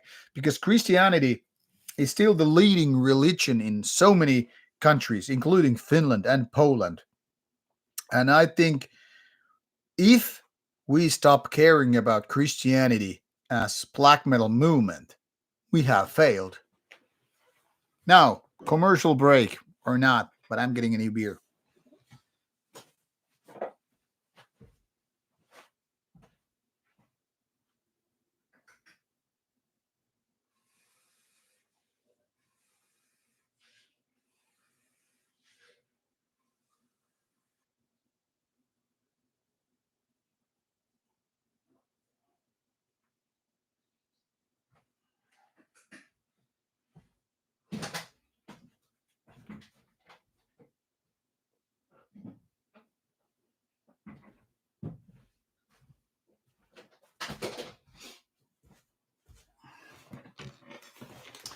And at this point, grabbing a new beer, I have to send my guy at Mallasebat a message so he knows.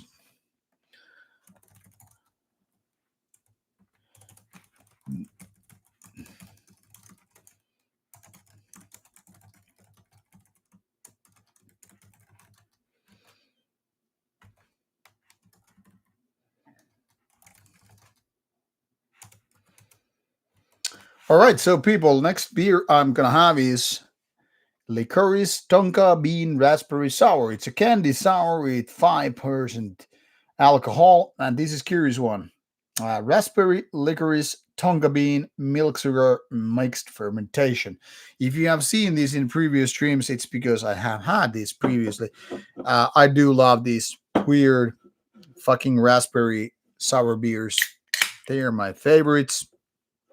So obviously I'm gonna have them a little bit more. And look at this. This doesn't even look like beer, nor does it taste like a typical beer, but looks like a weird juice or cider with the kind of orange tinge to it and lots of foam. Let that go down for a bit and I will then answer more questions. Rahoro is saying, in fact, drinking loads of beer is estrogenic that will lead into beer belly being in a shape and avoiding hangovers requires vodka. Well, to be honest, based on Science magazine article, alcohol will give you anyway. Hangover, doesn't matter if it's vodka, beer, cider, whiskey, whatever. But yeah, that's true that beer is not very masculine thing in that sense, but you know, we don't really give a fuck. If you want to drink beer, we do drink beer. If you get beer belly, well, that's a manly thing in some culture. And talking about women, I agree with SK. Hotter chicks listen to black metal than any other metal. That's my point exactly. That's why metal, black metal in particular, that is more feminine.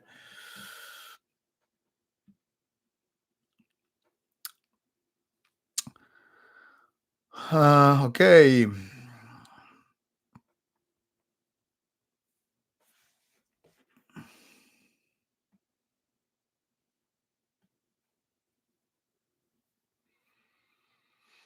there's some questions which don't need to be answered.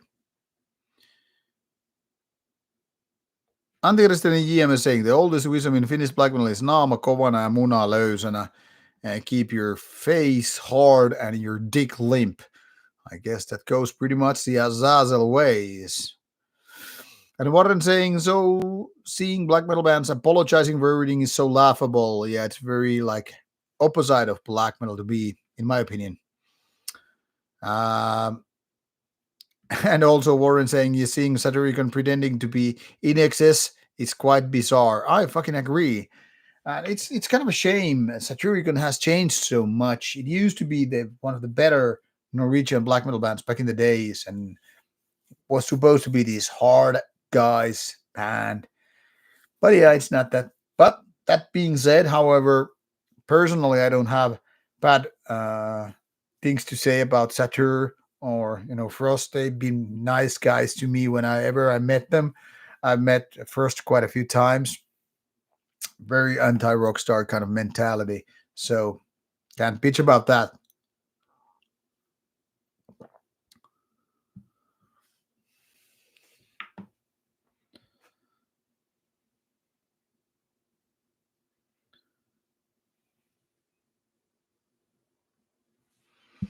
Raharuho, you mean you hadn't seen the mic before? It's been here for eternity.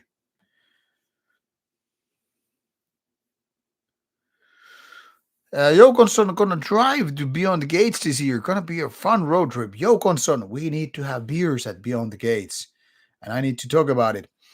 Terrorized, welcome to the stream. Beer number two, yes, always beer number two. Thank you so much, Cuervo. Cuervo, how do you say Cuervo? Muchas gracias para ti dinero.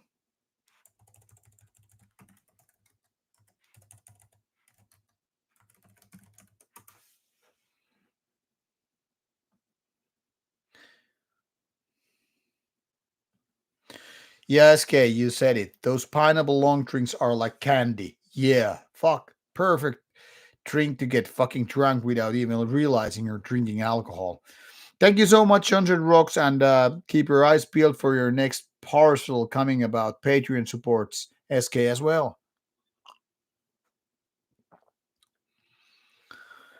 Pyöveli from Finland. I don't really remember that. DB Fisher is asking, don't you think that bands in open festivals sound worse than in clubs? It depends. Some bands are more catered to open festivals than clubs, but it really depends. Some clubs are shit and some are good. So there is no black and white answer to it. Uh, War is saying that anti-monotheism is more necessary than ever in today's world. I agree. In my opinion, we really need to stand against religion even more than ever. Be it Christianity, Judaism, Islam, or any of those bullshit religions, we need to stand against them. Eh, Just saying, like, hey, we don't have to think about religions is like letting them win.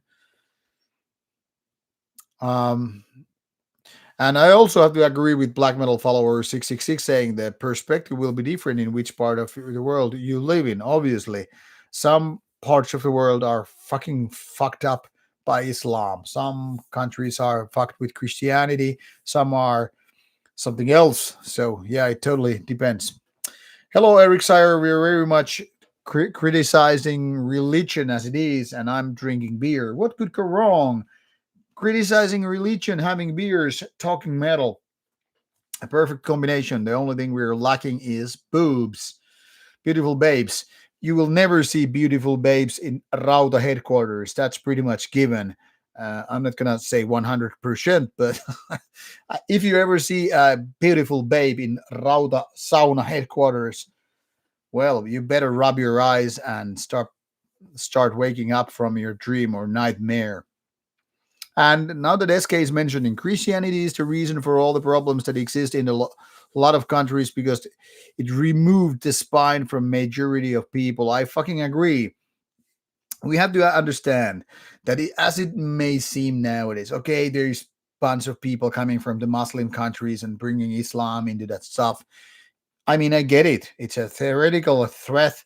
But if we're talking about Europe, for instance, where I've lived, uh, Christianity has always been butt fucking us, from left and right. So it doesn't matter if you're worried about Islam coming from the Far East countries because Christianity has been here for thousands of years. Whereas, um, Islam is something like a new one. And don't get me wrong, I'm defending Islam here by no means. I'm just saying, like, first, I'd rather clean my own turf than go to the neighbor's yard and say, hey, you guy have a problem. Basically, we can just say that Abrahamic religions, Christianity, Islam, Judaism, and whatever branches are out there, they are the same fucking shit, man.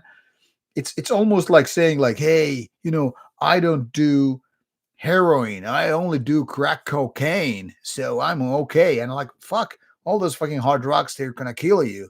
So it's like, what the fuck are you people babbling about? These religions are poison, and they are poisoning our wells day by day.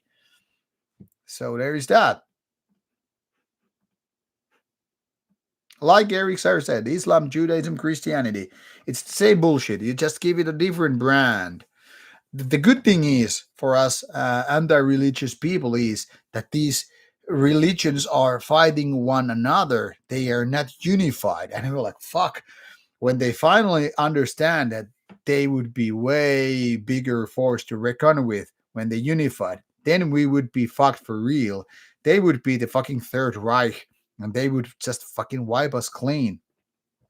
But unfortunately for them, unfortunately for us, they're fighting one another, and we're like, yeah, fucking kill yourself. I mean, if Christianity is attacking Islam and Islam is attacking Christianity, we're like, yay, get the fucking potato chips and beers and fucking popcorns and those fucking, nice Mexican tacos. And like, hey, this is the perfect drama what we are having here.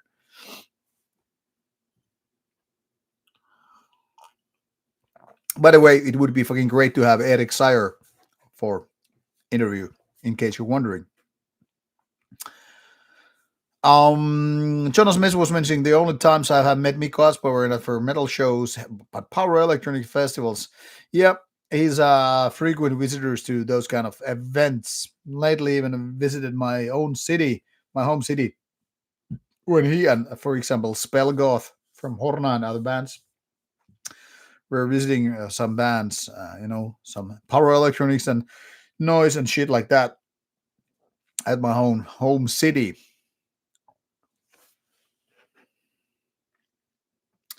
Warren, I gotta give you a little bit of a nightside background. When I was going through our merchandise list for Steelfest, most of our income actually came from tapes, vinyl, and CDs, not the merchandise, which I am, of course, happy for. I thought people would be more into buying, shirts and patches and shit like that, and not so much vinyl and CDs, but it turned the other way around. We actually sold out, our latest CDs, and sold most of our vinyl, all of our tapes, what we had at Steelfest, but we didn't sell all our shirts. So, of course, I'm personally happy that people were buying our music rather than the shirts. I mean, I have a lot of band shirts, and obviously they are my go-to stuff I wear everyday life. But still, music first, merchandise second. It's always like that. So of course I'm happy as a musician of sorts that people spend their money on music rather than clothing.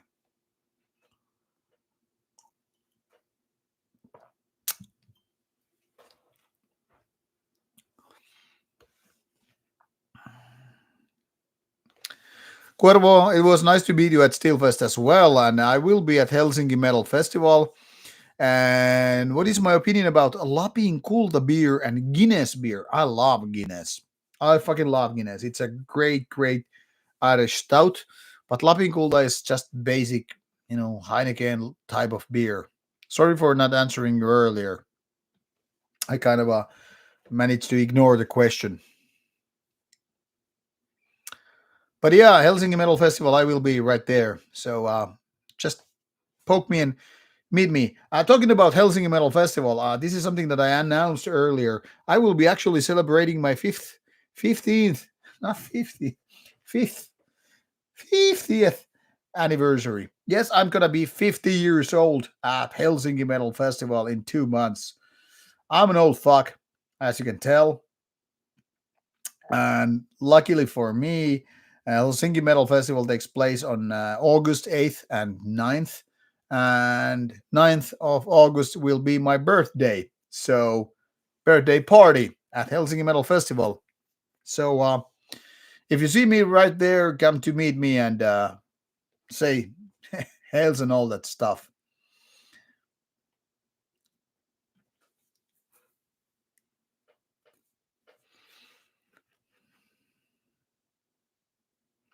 Hello, Farten Amundsen. Cheers.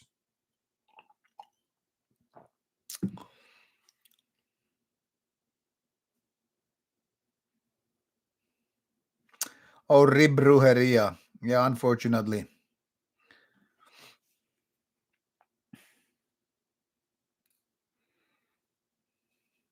Yes, Eric Sire, there are definitely three weeds from the same root. All this and this Abrahamic religion bullshit.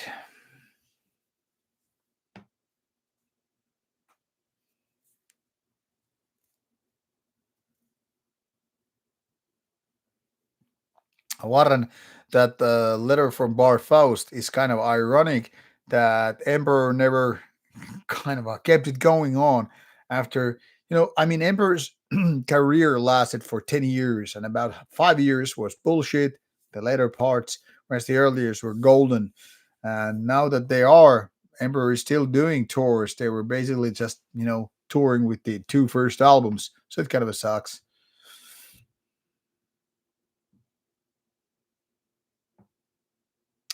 DB Fisher, there are actually quite a few bands that scream against Islam bullshits.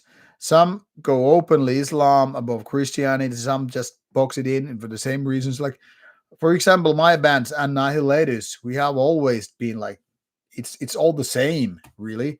But we are not singling out individual religions because it's kind of pointless. And to be honest, coming from Finland, we have to say Christianity is here way more powerful for than Islam. So it's more like, would you rather go for the bigger enemy or the smaller enemy if you think it like that? So Islam might be very violent in certain countries and all that stuff. I get it, but let's also be like honest. Christianity has so much more political power and commercial power, and having this money power, I guess, would be the simple way to put it, that has much more weight. And I think that's one of the reasons why Judaism and or Jewish people are so often targeted, because you really can't separate Jewish people as culture from the Jewish religion. Sure, there are Jewish people who are not have anything to do with the religion. I get it, and they're kind of like, okay, we remove them from the same fucking bulk. But the thing here is, once they start identifying, you know, with the religion, with the culture, with the people, it's almost like there's no white people, there are only Christian people. You get it? And that's where it gets confusing, because if you want to insult, say, religious people like Christian people, well, they're Christian people, they're not white people, right? They're Christian people. Christian people can be any kind of cultural thing, Asian or fucking, African or American or European, whatever, Caucasian. But if you say, hey, I'm going to insult the Jewish people, then you have to really specify, are you talking about the religion or are you talking about the cultural people? So there's this kind of a possibility of overlapping like racism with anti-religious things, and that's where it gets confusing. And I think Jewish people are smart enough to kind of take the benefit of that. So when you insult their religion, they might be playing, oh, okay, so you're racist, and the same thing is basically happening with, like Muslims. So if you're gonna offend Muslim, some people will, oh, so you have a problem with people of color, and you're like, fuck, I didn't talk about color, I was talking about religious people or religions, and that's where it's confusing. That's where Christianity has actually failed, if you really think about it. Because when you talk about Christianity, obviously it's very obvious that you're not talking about people of certain color or certain background and all that stuff. So it's very different. But yeah, these guys know how their PR is being done. And why wouldn't they? They have all the money. And when you combine money with influence and with faith, you have the winning fucking combo. It's like having a full house at poker.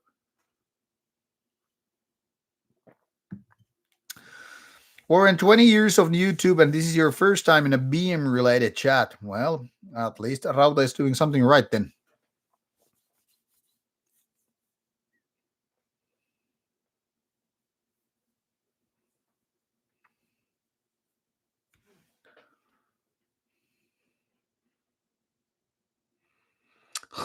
Lucas was writing Lapin Paska. Terrible. Like Lapin Gulli means gold of Lapland, and Lapin Paska means shit of Lapland. Yep.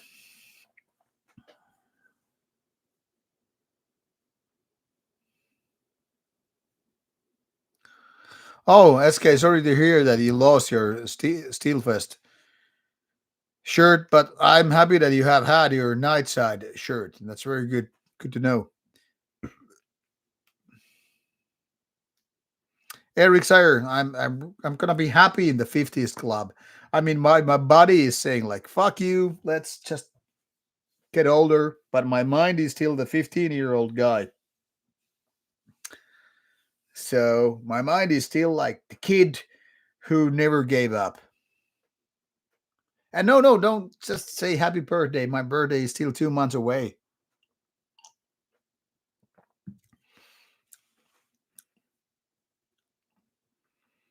Warren, which band are you talking about when you said that you filmed older 1990s footage? It's interesting, by the way. And Jokonson, I thought I forgot to reply to you, but yeah, it would be amazing to have drinks with you in Bergen.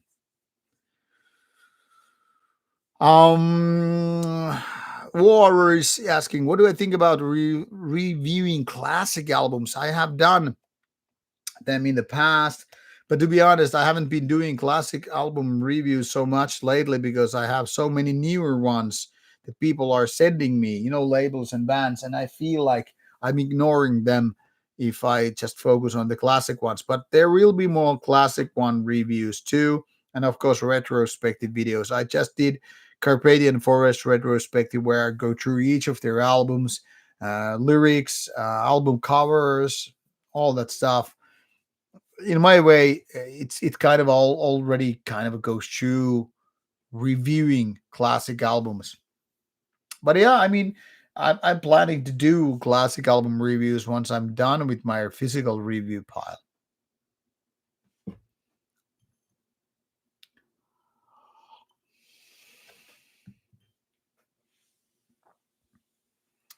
SK, I agree that these religions shouldn't exist today, but people are stupid.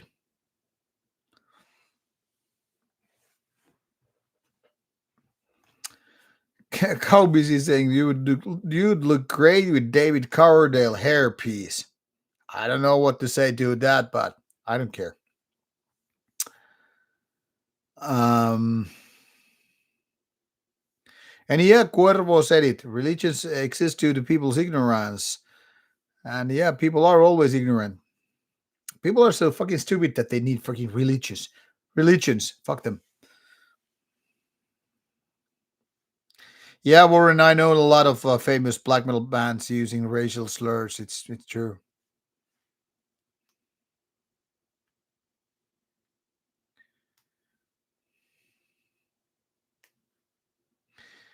And Gobits, I agree that people confuse Nietzsche for anti-Semitism because of it's easy to confuse religion for culture.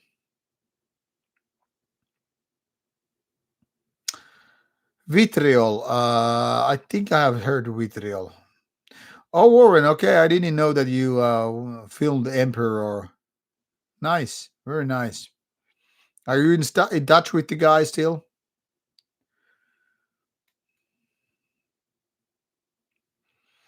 Yeah, Jonas Nesa, Levi and the Leavings is a classic Finnish rock band. They had some great lyrics. Musically, not too resonating, but there's some really strong Finnish melancholia with Levi and the Leavings.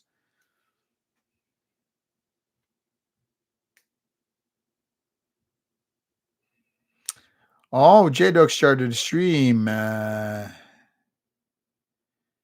Crossover stream would be fun. Yeah, I know he knows Rauta, but he indeed sometimes feigns ignorance.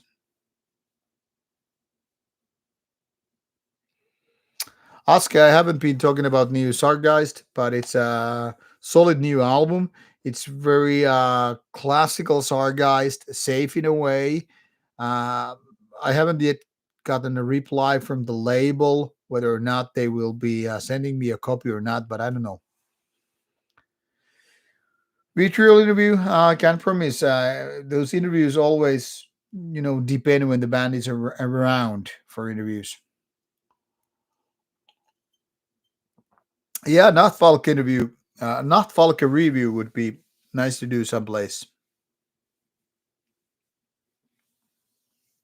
Oh, Warren, too bad.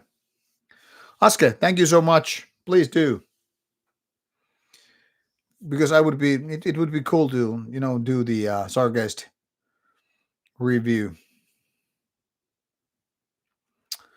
Yeah, Sargast and Inquisition for the first time. Enjoy it. It's gonna be interesting.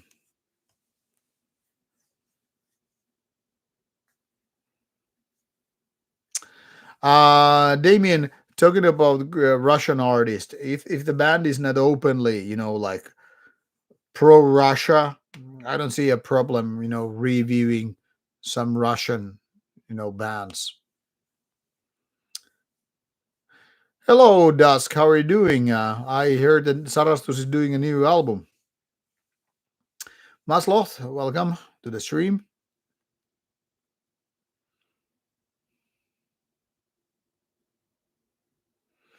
All right, Warren. Thanks for letting me know about it.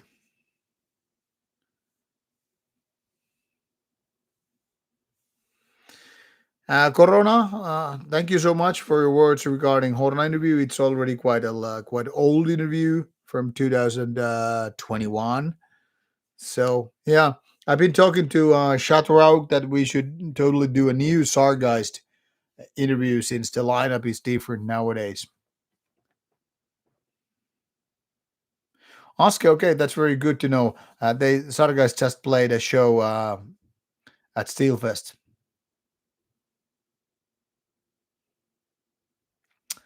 Demi Fisher, I haven't been watching Netflix lately. What I've been watching lately is The Last of Us season two. I loved it, and I have half an episode of Andor season two unfinished.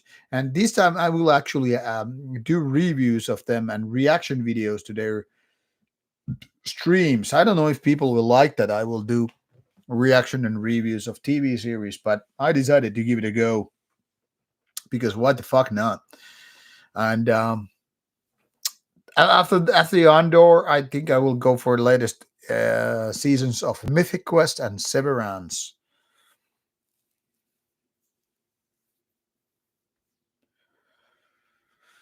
Oren okay, Niflheim would have been good to talk to those guys some place.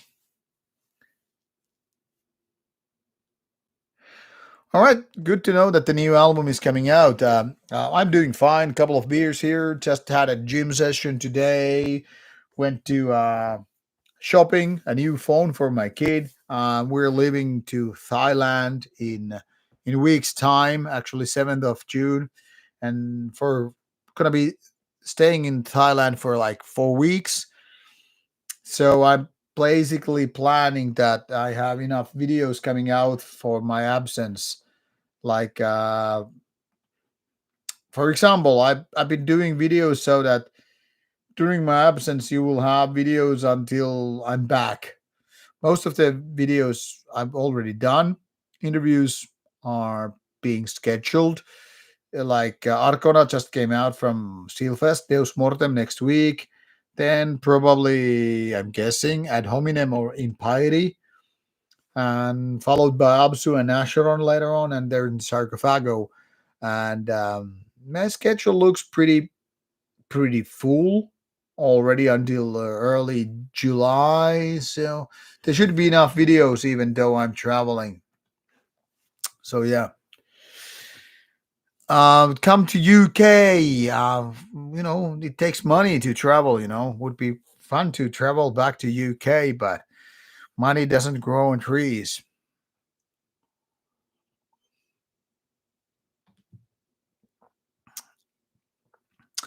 Jonas Ness, that's a great story for getting drunk with the drummer from Piste Pirkkoa in Iceland.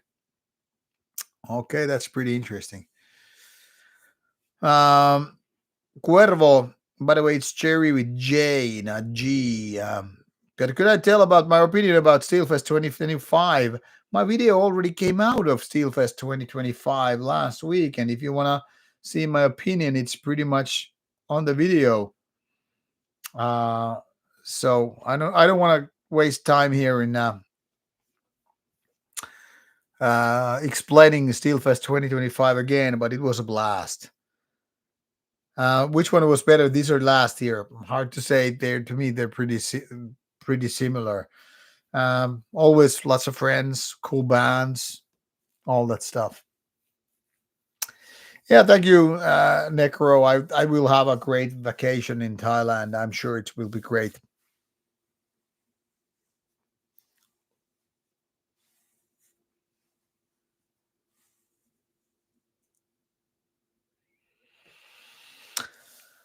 What shape or model or guitar do I like for the best for black metal?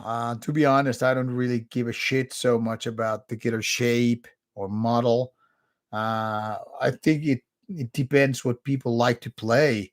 I personally don't like flying V's, for example. They're bitch to play because I want to have a guitar that is easy to play even when I'm sitting down, even though I mostly play guitar when I'm standing.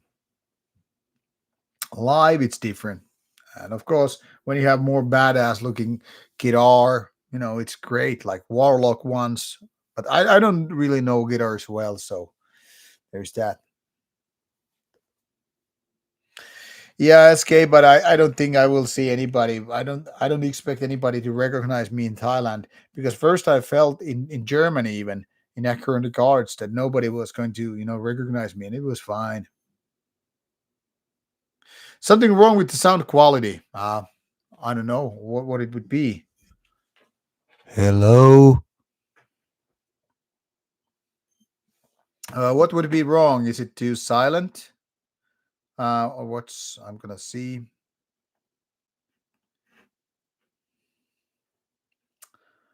At least the microphone is a little bit silent. Is it better? Sound is fine. Is it fine? Okay, good.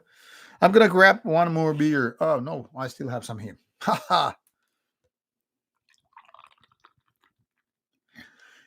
Because I don't obviously hear if the sound is being muffled or distorted by YouTube or whatever. So I don't really know how it sounds to you.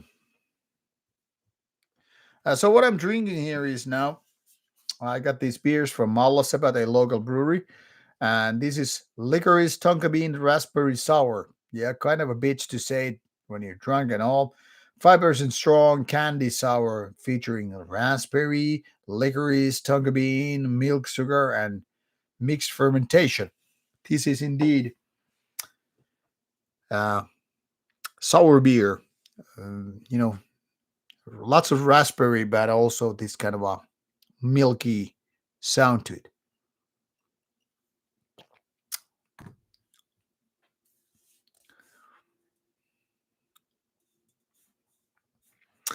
Yeah, or that's like how it goes. Tonka bean. Let's get it here. This is tonka bean. Kumaru or Brazilian teak. I have no idea what it is in Finnish, to be honest.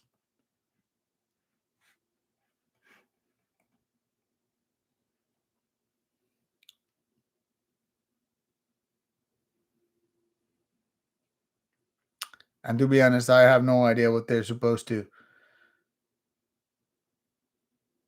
taste like. But if you want to read about it, uh, there it is. I guess it's a little bit vanilla.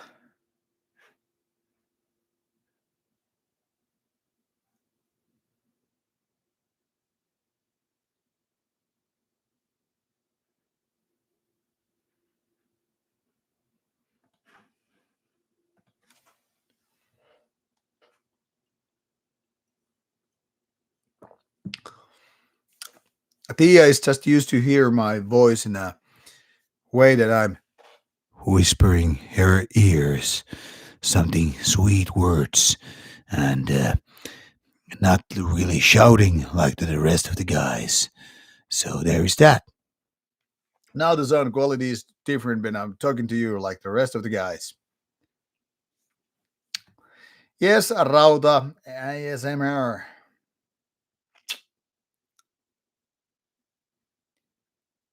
Tiki. Really?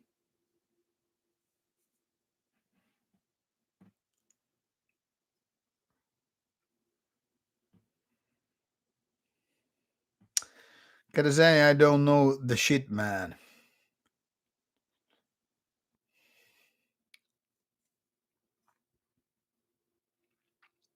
All right, so talking about the future festivals, um, yeah, when we got through this whole Steelfest thing going on, like I mentioned, that we have already these seven interviews coming out, Arcona already out, and there's more the next week. Absu Impari, Acheron, Sarcophago, ad hominem. So what I'm going next for will be Beyond the Gates. So just like 30 minutes before starting the stream today, I booked those flights to the Beyond the Gates festival. And to be honest, I was checking out which ones I would like to interview the most. And now this is just my go-to list for today. Might change later. On Wednesday, the opening day, I am gonna go for. I'm gonna ask. That is, I am Morbid because Morbid Angel and Hell Butcher. Hell Butcher for Niflheim connections, obviously. They played quite a fierce show last year at Steelfest, so it would be great to talk to them, not just about Hell Butcher, but obviously Niflheim things too. Thursday, there will be King Diamond and Paradise Lost and Dark and Nocturne Slaughter Cult. Personally, Paradise Lost is one of my most favorite bands. Obviously, I try to get them for a new interview. I did it back in the days when Raul was really fresh, new, and all with their drummer back then. But I would like to talk to them old guys like Greg McIntosh or Nick Holmes and shit like that. Paradise Lost. And of course, King Diamond would be fucking blast because, King Diamond is such a legend. Friday, I would go for Opeth and Candlemass. They're neither black metal or death metal, but they are important bands and it would be fun to talk to them. Never been a fan of either band, mind you, so it would be interesting. And a backup band would be Tribulation. Tribulation from Sweden. And Saturday, there would be Gehenna and Abath. I know Abath, I've been asking for like 3 times, always no, but I would still ask again. And Gehenna, I was kind of a promised that would happen. Now, it's totally possible that any of these might not happen, but these are the ones I would go for first. So let's see how it will be.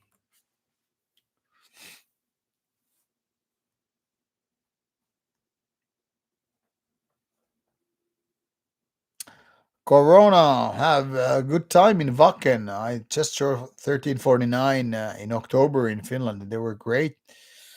So yeah, it will be interesting. Wacken is always been good times. I've been there 5 times, early 2000s, and they were great years.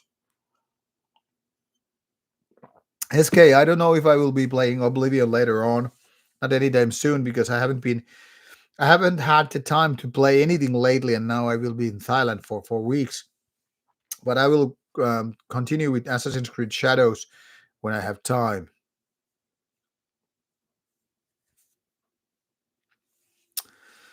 Basically, I don't want Sweden out of NATO or at least Finland.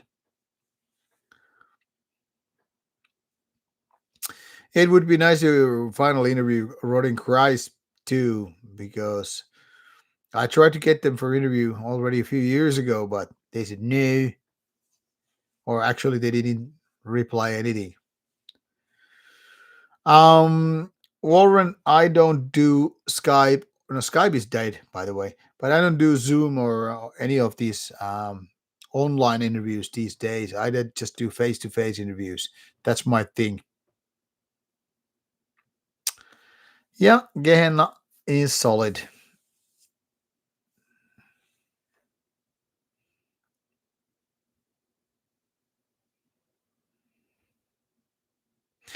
Yeah, let's hope that Hell Butcher is happening. I don't know if it will be, but it would be great.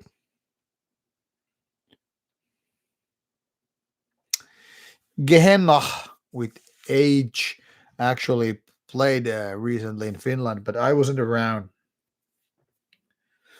Yeah, Urtiga is gonna see Inquisition on Wednesday. That sounds good.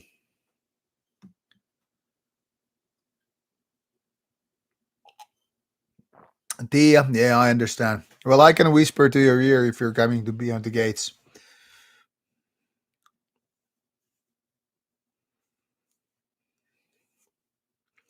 Could I say never been to Kotka? All right, what else? Do you guys have more questions, or shall we just go ahead and call it a night?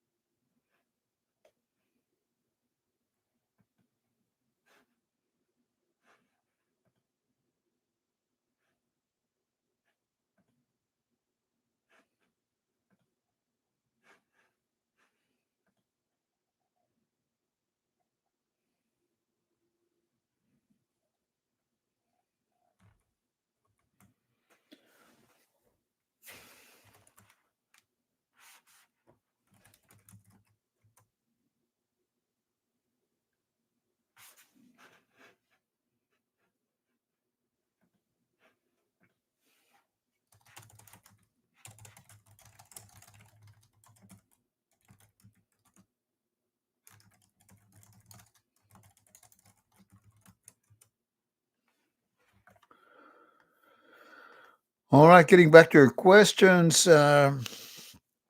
Necromination is asking, how is my band doing? Well, we just played the most important show at Steelfest with Nightside. I'm really proud of what we did because, in my opinion, it's our best gig so far. And it was great to play to the audience who is very, very dedicated to black metal and all. Um, we will have our first band rehearsals after Steelfest tomorrow, and we will focus on doing new music now, hopefully preparing for a new album next. We don't have more than one or two shows booked for 2026, so it's time to perfect time for us to focus on making new music. See you later, Eric.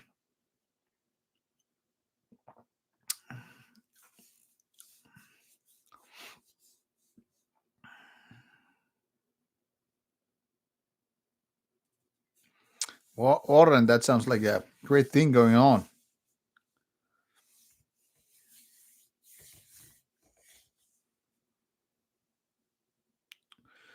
Antikristilinen, yeah, Nightside. That's the band. I'm the vocalist and lyricist for.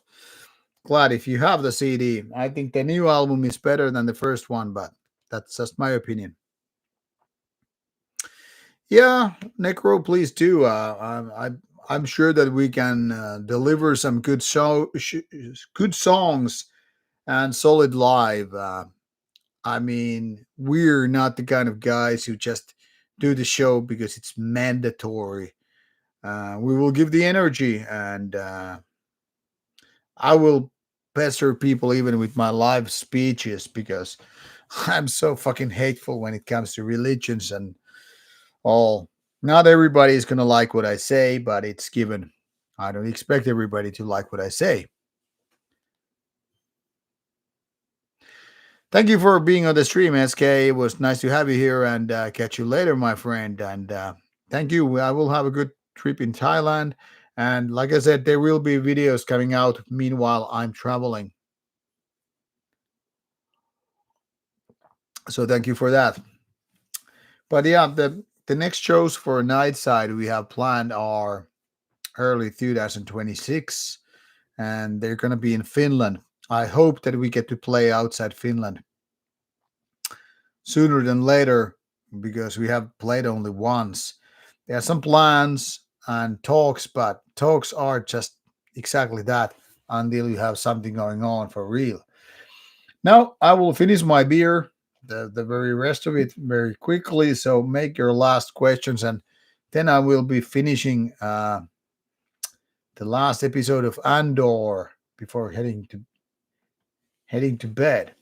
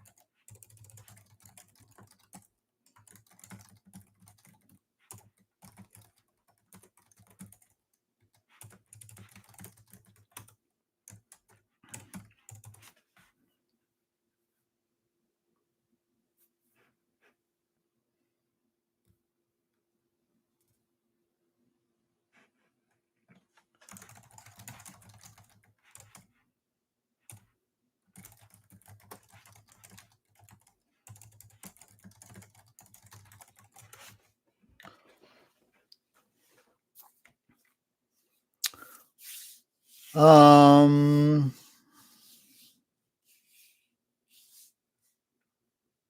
well, the Christian JMS, yeah, the debut album from Nights at the End of Christianity from 2001. Yeah. Well, I'm still proud of that album, even though it was released 24 years ago. But like I said, I think our second album is a little bit better. All right, Raharuho, that's good news. Would be great to do some kind of interview or whatever. I don't know with J Dog at some point. Yeah, learning some Muay Thai would be fun, but I don't think I have the time for this one. All right, guys, it was fun. 2 hours for the stream, 2 hours and 10 minutes to be precise. But I'm getting tired. It's already 15 past 2. So I think I'm gonna call it a day. Next stream should be taking place in. This is estimation because it depends when I come back from Thailand. But the next stream should be taking place on 12th of July. So more than 5 weeks from now.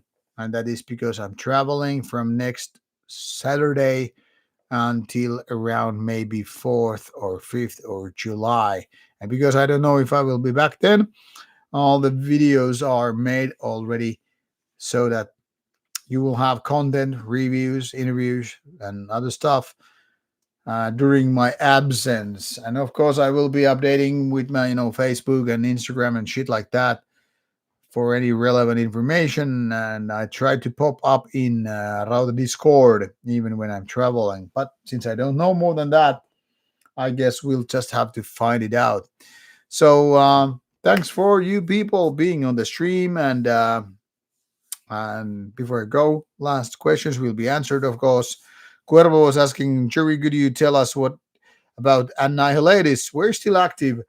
Good news is we're going to have our third album out later in 2025. So there is an album that has been ready since, well, mostly ready since like 2019, 2020. But yeah, third Annihilatus album is coming out later this year through Bestial Burst.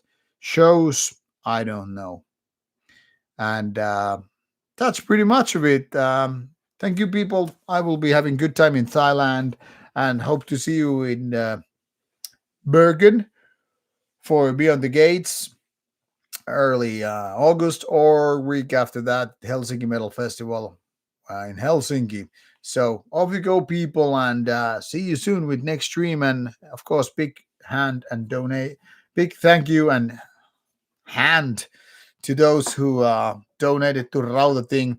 Your money will be well used for our hotels and shit for Bergen. And there are already new trips in the planning. So I'll let you know about them a little bit later on when we have finished the summer. Now off you go, and I hope you will be enjoying those interviews from Steelfest. Next week, Deus Mortem, and then more to come in following weeks.